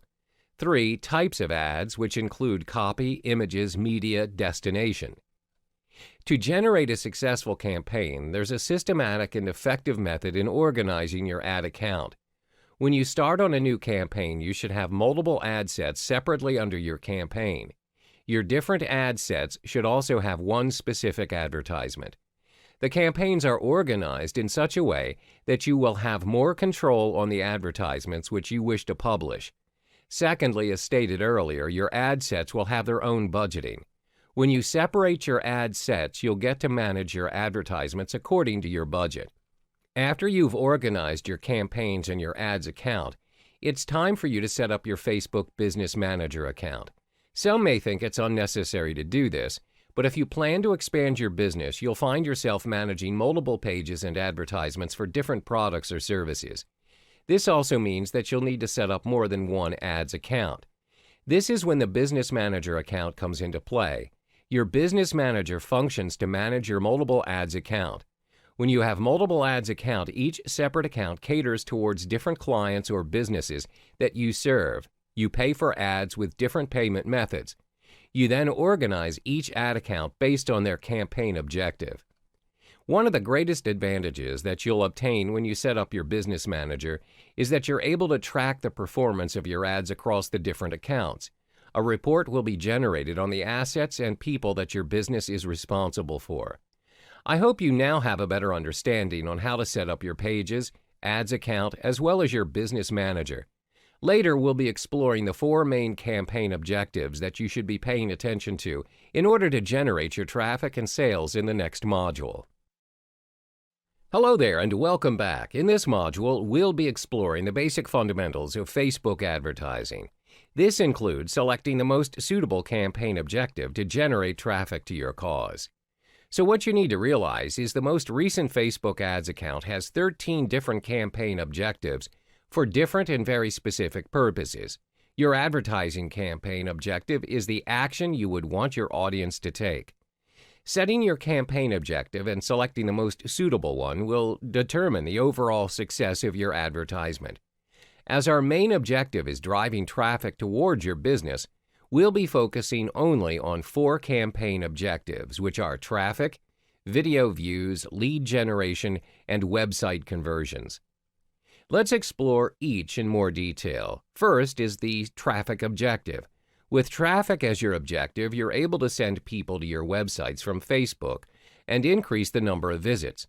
You're also able to get people to download your app.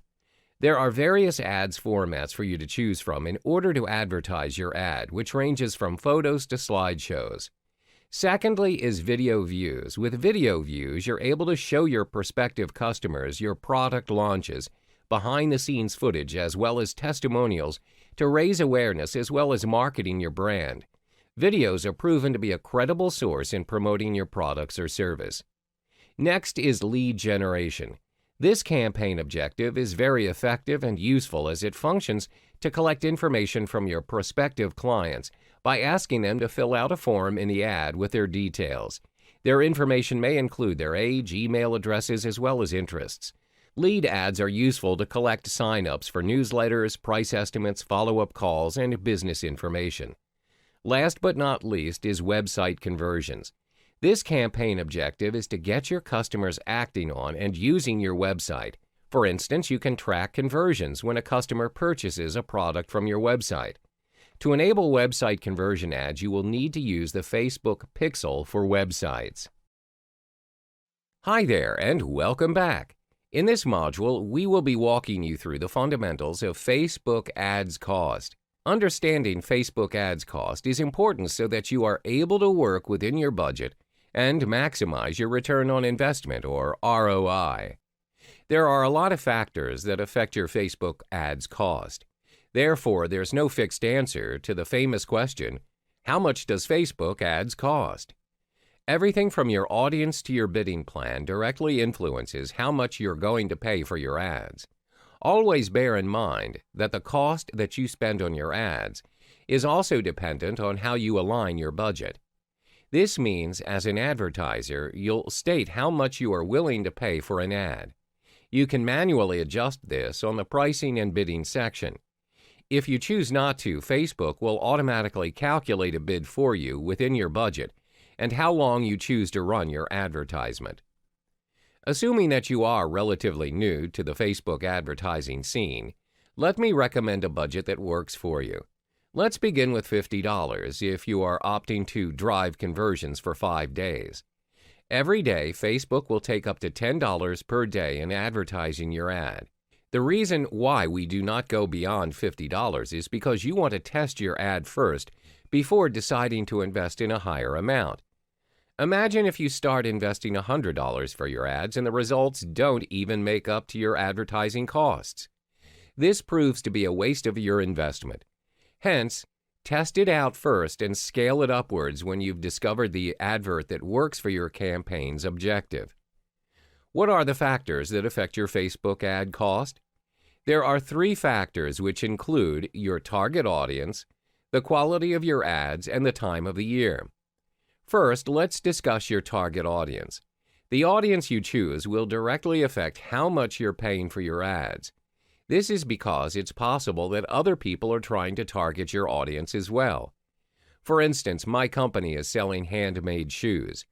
The audience that I'm targeting is not going to have handmade shoes as their only interest. These customers also love baking, fishing, traveling, and fine dining. Multiple companies will target each of these traits uniquely. All of us are inevitably competing against each other to place an ad on this group of audience. This brings us to the second factor, which is the quality of your ad. The quality of your ad can cause your ad's cost to skyrocket or lower dramatically. There are 2 factors that you want to keep in mind when evaluating the quality of your ad, which are the relevance score as well as the click-through rate. Your ad's relevance will be scored from 1 to 10 and is assessed based on how relevant your ads are to your target audience. You can obtain your ad's relevance score by heading to your Ads Manager account, where the Ads Relevance tab is added to your ads report. The higher your relevance score, the lower you'll pay for your ads. Your click-through rate, CTR, is the number of clicks divided by the number of impressions. A higher CTR will indicate a higher relevance, thus more value to your audience and lower cost for an ad to be advertised. Last but not least, the cost of your advertisement is dependent on the time of the year. There are peak times in a year when advertisers are all flocking to Facebook for their ads. During this period, the competition is higher, and as a result, you'll pay more. Black Friday and winter holidays are the most demanding and busiest times of the year, but it still can be worthwhile with the extra cost as you can attract more audience to your offer. The most important thing to note when aligning your budget for Facebook ads is to start small and test your ads out. You have to keep trying different variations of ads to get the right conversion for your target audience. When you found an ad that brings in high conversions, scale your budget higher for your ads. Remember, relevance is always key, and this may directly affect your ads cost. Hello there and welcome back. In this module, we're going to discuss how you can target and retarget your Facebook audience through Facebook Ads Manager, as well as Facebook Pixel. This strategy can only be implemented if you have your email list and engagements on your site. The first step is to target your Facebook audience using Facebook Ads Manager.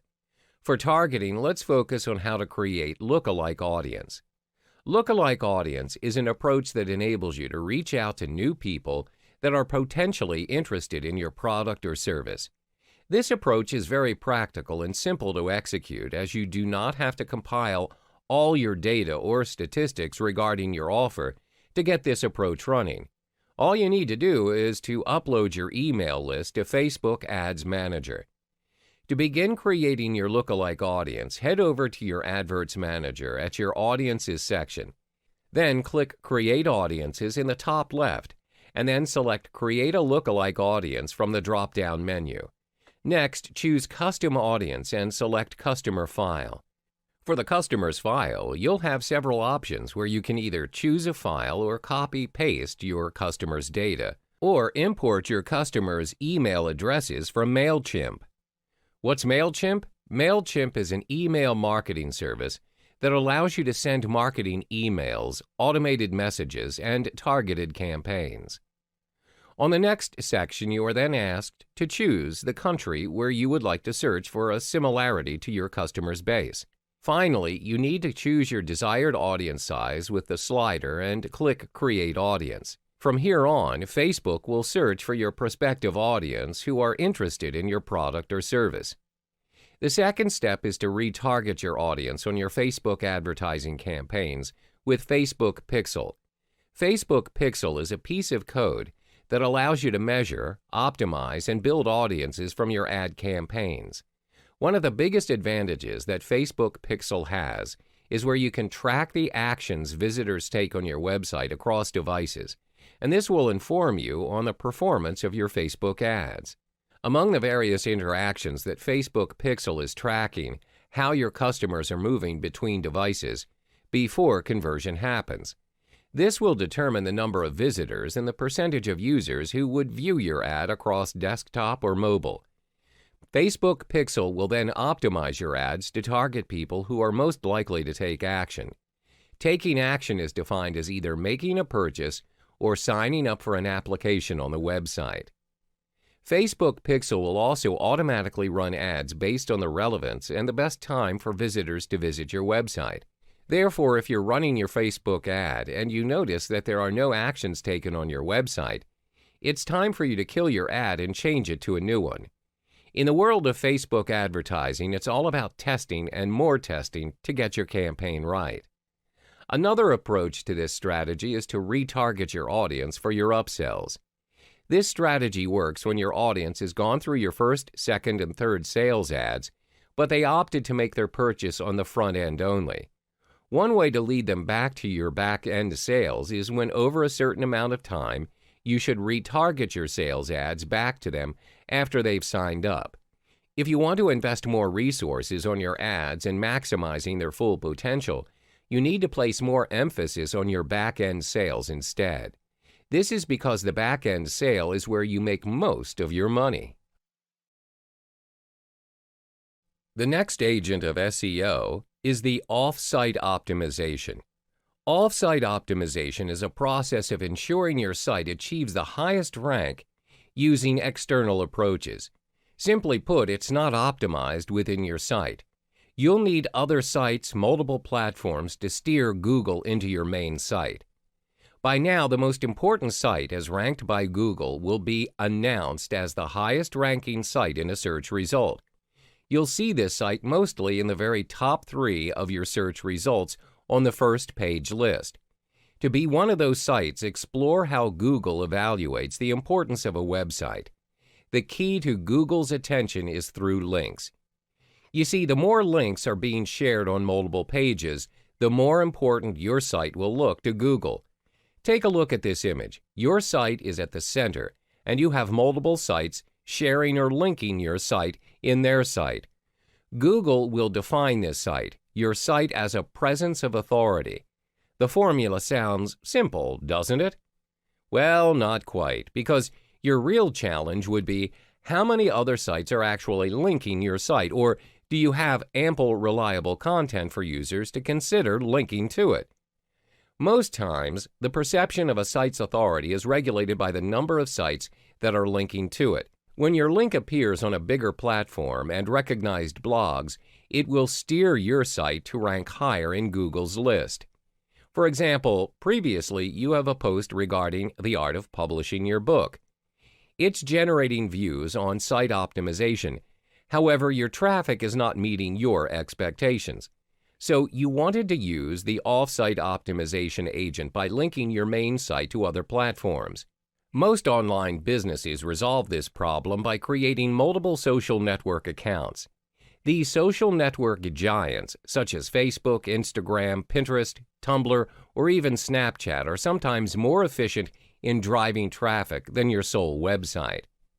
This is because online users around the globe have at least 2 out of the previously mentioned social network accounts. You either create a page, a group, or a profile dedicated solely to your business and start building it up using content from your website. This way, you're generating views by linking your main site to these platforms. Doing so allows your links to be shared to users of these platforms. Your traffic will rise, and slowly your site will be presenting an authoritative figure to Google. What's next between you and SEO as your traffic-generating agent? As you can see, the agents are there to assist you in achieving the traffic you want to your site. The more traffic you generate, the higher your site's authority is perceived. There are 2 additional ways to implement on-site and off-site optimization. Meet the white hat and black hat of SEO. They are known as part of the implementation method for you to utilize on-site and off-site optimization.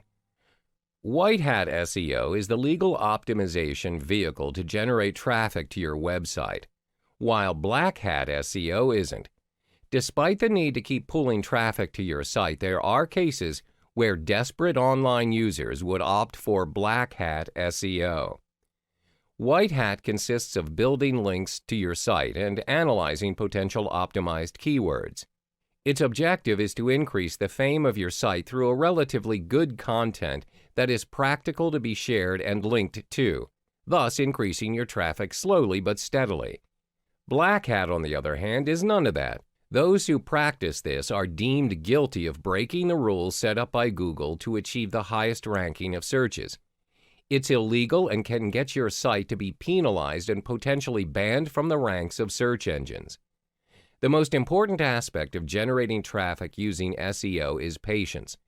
No site can accelerate its rank within a day's time, unless, of course, you pay for the service. Fret not, because the key to a steady growth of traffic is consistency. Consecutively, the words used to create your post should portray the chosen title. Always check wordings to your link and the reliability of your link. This eases other users who want to share your post to the world and bring you traffic. Finally, don't leave your site stagnant, even for a day. At the very least, you should be making a post at least once a day. This would give you the reputation of consistency amongst readers, knowing they could rely on you for an update. Nobody likes a stagnant blog or page. Keep in mind, using the method of SEO takes time for your site to be recognized. Whether you integrate the on-site and off-site agents or both to help you out, the results you want might come in slower. All you need to do is maintain your consistency from the above elements, and you'll do great. Time to meet one of the biggest traffic-generating giants, Facebook. The word Facebook is no longer foreign to almost every nation's population. Facebook took the world by storm when it first made its official appearance in 2004. 4 years after its launch, Facebook garnered more than 100 million users. To date, Facebook announced they have over 1.9 billion active users and 1.15 billion mobile active users. The definition Facebook provides for active user are users who have visited the site in the last 30 days. Followed by monthly growth, the average percentage of growth rate from the increase of active users. If you think this information is a waste of time, then making traffic from creating a free Facebook page is not for you. Believe it or not, these numbers put Facebook on a golden plate, making it harder for business giants out there to ignore. Did you know the like and share buttons are clicked to almost 15 million websites daily? The potential of your own website's content to be shared and liked are higher with the help of Facebook. Don't forget the demographic users of Facebook. The split between female and male users on Facebook are similar percentages, which means you should be able to effectively reach both genders on Facebook. Since there isn't a large statistical difference between both genders, content generated is usually easily distributed and shared among everyone. On average, users spend about 20 minutes per Facebook visit, spanning across billions of users. That's a decent amount of time to make your relevance, to get the most traffic out of it. Some online marketers may be overwhelmed by the amount of time and effort they should spend on Facebook just to make a grounded appearance to active users. Generating traffic using only a free Facebook page may seem impossible at first, but this information given out to you is more than enough for you to take advantage of it. It's time for you to publish your product to the affiliate. So you've set up your payment profile and added necessary information to your account in jvzoo.com. Great! Time to add a product and let your affiliate promote it for you. At the same time, you'll drive customers to your website's sales page. At your seller's dashboard, you see the Add a Product button on your right. Clicking it will direct you to the Add Product Information page. There are tons of information related to your products that you will need to fill before jvzoo.com can let affiliates promote it for you. Don't worry, it's not as hard as you think. To start off, you'll need to fill the basic information. This section covers all the compulsory necessary items for you, the merchant, to provide. One good thing about this would be this little question mark in the small blue box. Once you hover your mouse over the options, you'll get to see a chat box that explains the options. The first section asks you to confirm whether you would allow or disallow sales to your products. Let's assume that you allow sales and you wanted it to be shown in the marketplace. Don't forget to set the launch date and time of your product. As indicated, your product will not be visible in the marketplace until this date and time are set. Next, enter the name of your product, the main currency you're using, and of course, the price of the product. The conversion payout percentage means the amount of pay your affiliate will get should a purchase be made. If the product you're selling has a subscription payment, you'll need to fill in the pop-up information. Additionally, if you have a trial price, another box will appear for you to fill in. Moving on, continue with filling in the quantity. If you're selling it without a fixed amount, just leave it empty, but if you do, type in the exact amount. Then, you'll come across 4 important boxes to your traffic generating method. They are the support email address, the support URL, landing page, and the sales page. Fill in your business email and your main website support site. This will allow customers to be directed to their email composer with your email as the end receiver, and your main website should they come across difficulties about your product. Next is the sales page. If you have other sales pages or promotional pages from your website, this is the space for it. Simply copy the links from your site and paste them here. Make sure to tick the Send All Traffic to Sales page after launch date time. This way, the traffic you gain will be sent to your main sales page. Simply put in the link to your sales page from your main website. Your next option will either allow your affiliate to have access to your sales page. If you only want your affiliate to generate traffic to your sales page, it's best to not allow them to have access to it. Moving on is your delivery method. You have two options here. You either direct customers to your protected download page or direct them to a thank you page. Adhering to your type of business, either option is entirely up to you. In the end, both allow you to link a page to direct your customers to your URL. The return period option will allow customers to return the product within a set of periods that you've decided on. Tick the Make My Product Eligible for Product of the Day if you want to participate in that. In the next segment, we'll cover the rest of the items in this page, and concluding your traffic-generating future to the affiliate. We've reached the final lesson to gain traffic using Instagram, so what's next? Remember how previously you could add your contact information when you've converted your normal profile into a business profile? Well, that is the only clickable link directing users to your website.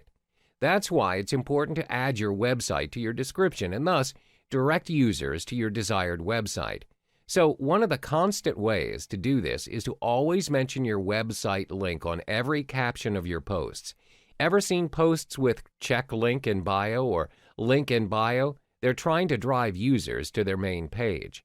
For example, if you're doing a sales promotion, make sure when you share a post with a link in bio caption, you've updated your URL to direct users towards your sales promotion page. The process is similar if you've updated your blog or are launching a new product or anything else for that matter. Other than captioning your post, you need to tag it. There are numerous tags going on around the internet at the moment, but the usage and popularity of a tag is different across social networks. Research shows on Instagram the most popular used tag is #love. Currently, it spans across 1 billion posts in 2017, and it's commonly used by teens. What comes next after #love is #social and #foodporn. Both span around 5 million and 100 million usage consecutively. But what if your business is not related to love? Can you even maintain a tag related to post if none of your posts equates to the next popular hashtags? Then it's time to get creative with your tags. Let's say you've had a new strawberry milkshake recipe to boast about, and you've updated the how-to on your blog. Remember to update your link and hashtag your captions. So instead of #strawberry milkshake recipe typed without space, try individual hashtags for each word like #love, #strawberry, #milkshake, #new, #recipe, #foodporn. That way, your hashtag will span across differing word searches instead of one full sentence. It'll be easier for the users to find your posts this way. Interesting? This is how you generate traffic, not only to your Instagram profile, but to your main page as well. Try it out. The whole purpose is for you to study the pattern of your users and to anticipate their needs in your future posts. Hello there, and welcome back to the Paid Traffic series. In this video tutorial, I will provide you 5 steps in creating your first Facebook ads campaign. The first thing you need to do is create your business page, which I've done for the purpose of this tutorial. And my page is called the Big Traffic Firesale. So after you've created your business page, what you need to do is go to the right-hand side of your page, and then you'll notice there's a Create Adverts option, so click there, and then you'll be automatically directed to your Facebook Adverts Manager. Okay, so now as you can see, you have to choose your campaign objectives. So there are different campaign objectives for which you can choose from that have their own different purposes and outcomes.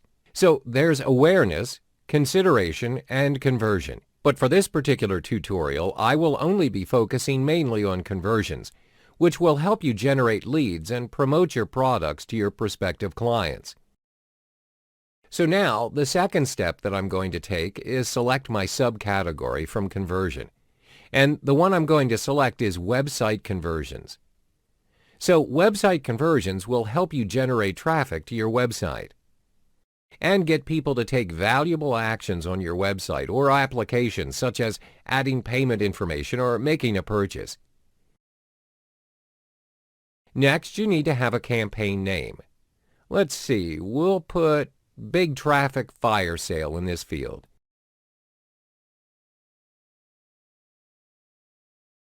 And then you can set up your first AdWord account. Now, on the left-hand side of your page, you can see that you've already created your campaign objective, which we've set to website conversions earlier on. Now we want to create our new AdWord account, but first you need to fill in the details, which includes your country, your currency, as well as your time zone.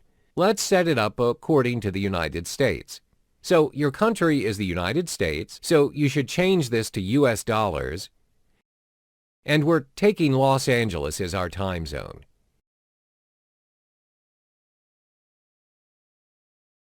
Now we're going to head to the advert set. Now press Continue. We're directed to the Advert Set section, which has several subcategories under it, so we'll go through it one by one. The first one is conversion. What's conversion? It's where you choose which site you want to promote, like your website or your app.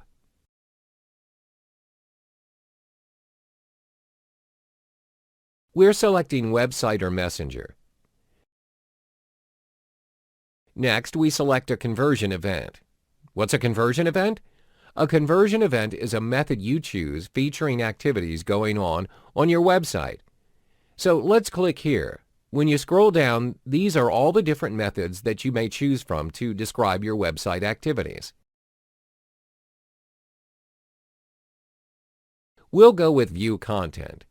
View Content tracks key page views, for example, the number of people who have viewed your product page or your landing page or the articles that you've written. Let's go with this one, View Content.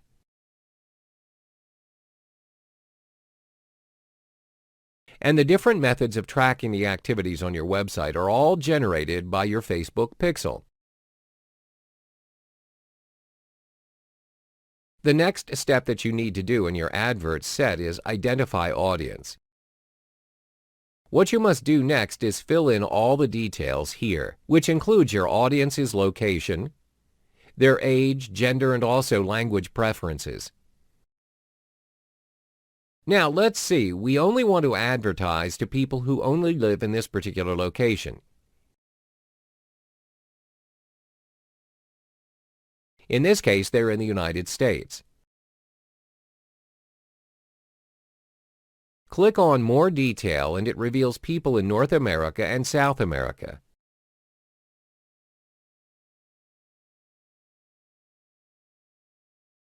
Next is age. The age range is also very important because you would only want your intended audience to visit your page.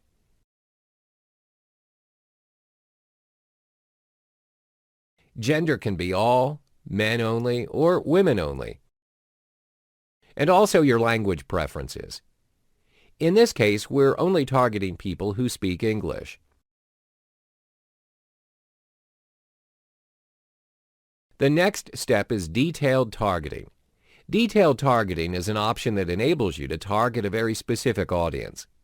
We need to click Browse, and you can target people from a certain demographic or interests or behaviors and other categories.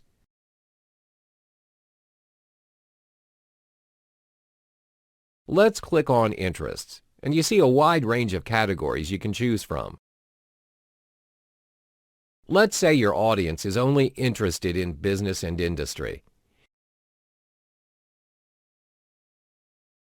The most useful part is when they actually list down how many people are interested in that particular category. For instance, advertising has 190 million people. Agriculture, architecture.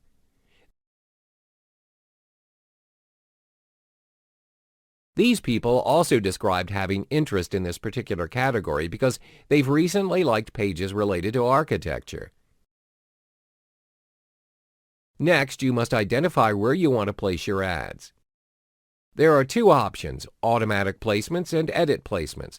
This is where Facebook decides where your ads will automatically appear, and they'll be placed in an area where they'll likely perform best. In our case, which is conversions, they'll show up in the Facebook desktop or the mobile feed.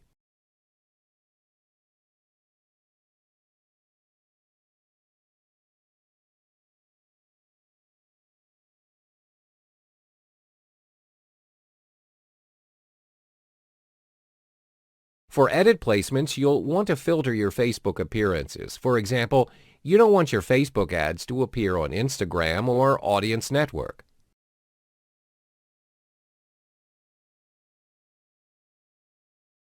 So you can opt for edit placements.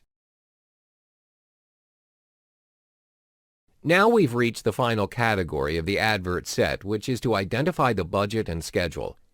Facebook will actually ask you to name the amount of your daily budget. I'd recommend $10 per day because you want to scale small. This is the first time you're advertising with Facebook ads. It's best not to blow your budget and spend beyond your means. So you'd only spend about $70 per week, and this is quite reasonable for the placement of your ads. Now we've reached the final stage of setting up your Facebook ads, which is the formatting of your advertisements. First thing is to decide how you want your advertisement to look. You can choose carousel or single image or single video or slideshow. Usually we go with carousel, where you can create an advert with 2 or more scrollable images or videos. Next is to choose the images and links for your Facebook ad. For starters, I recommend you manually select your images and links to place in your carousel template. Now, if you choose to autofill, Facebook will automatically generate the image for you. Now we must set our text. Let's write "sending hordes of visitors to your website," and this will be the text your audience will see in your advert.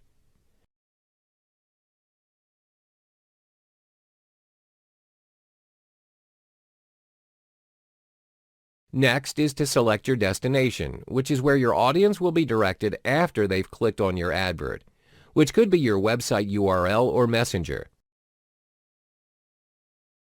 For now, I want them to go to my website because I want them to be directed to my landing page. As you can see, on the right-hand side is a template of how your adverts will look on Facebook. There's the headline and new link description and also the call to action button. There are several call to action options: learn more, contact us, and others.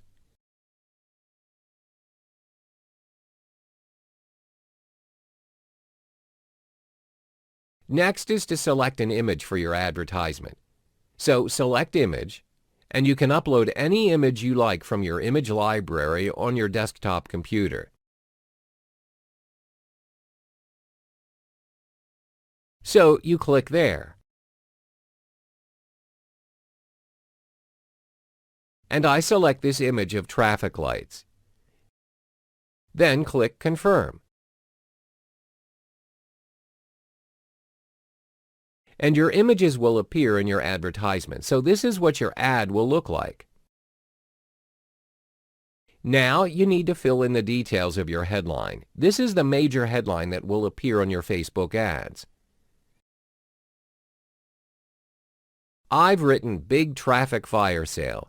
Then the description of your headline. This should be very, very short and very, very direct and clear so your audience will have a clear idea of what you're trying to promote. I've added how to generate traffic.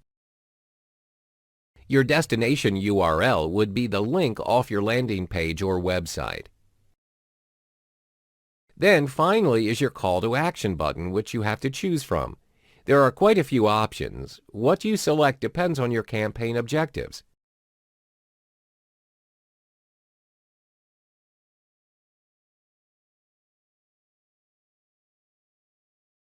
I selected the Learn More option because I want people to learn more about what I'm promoting.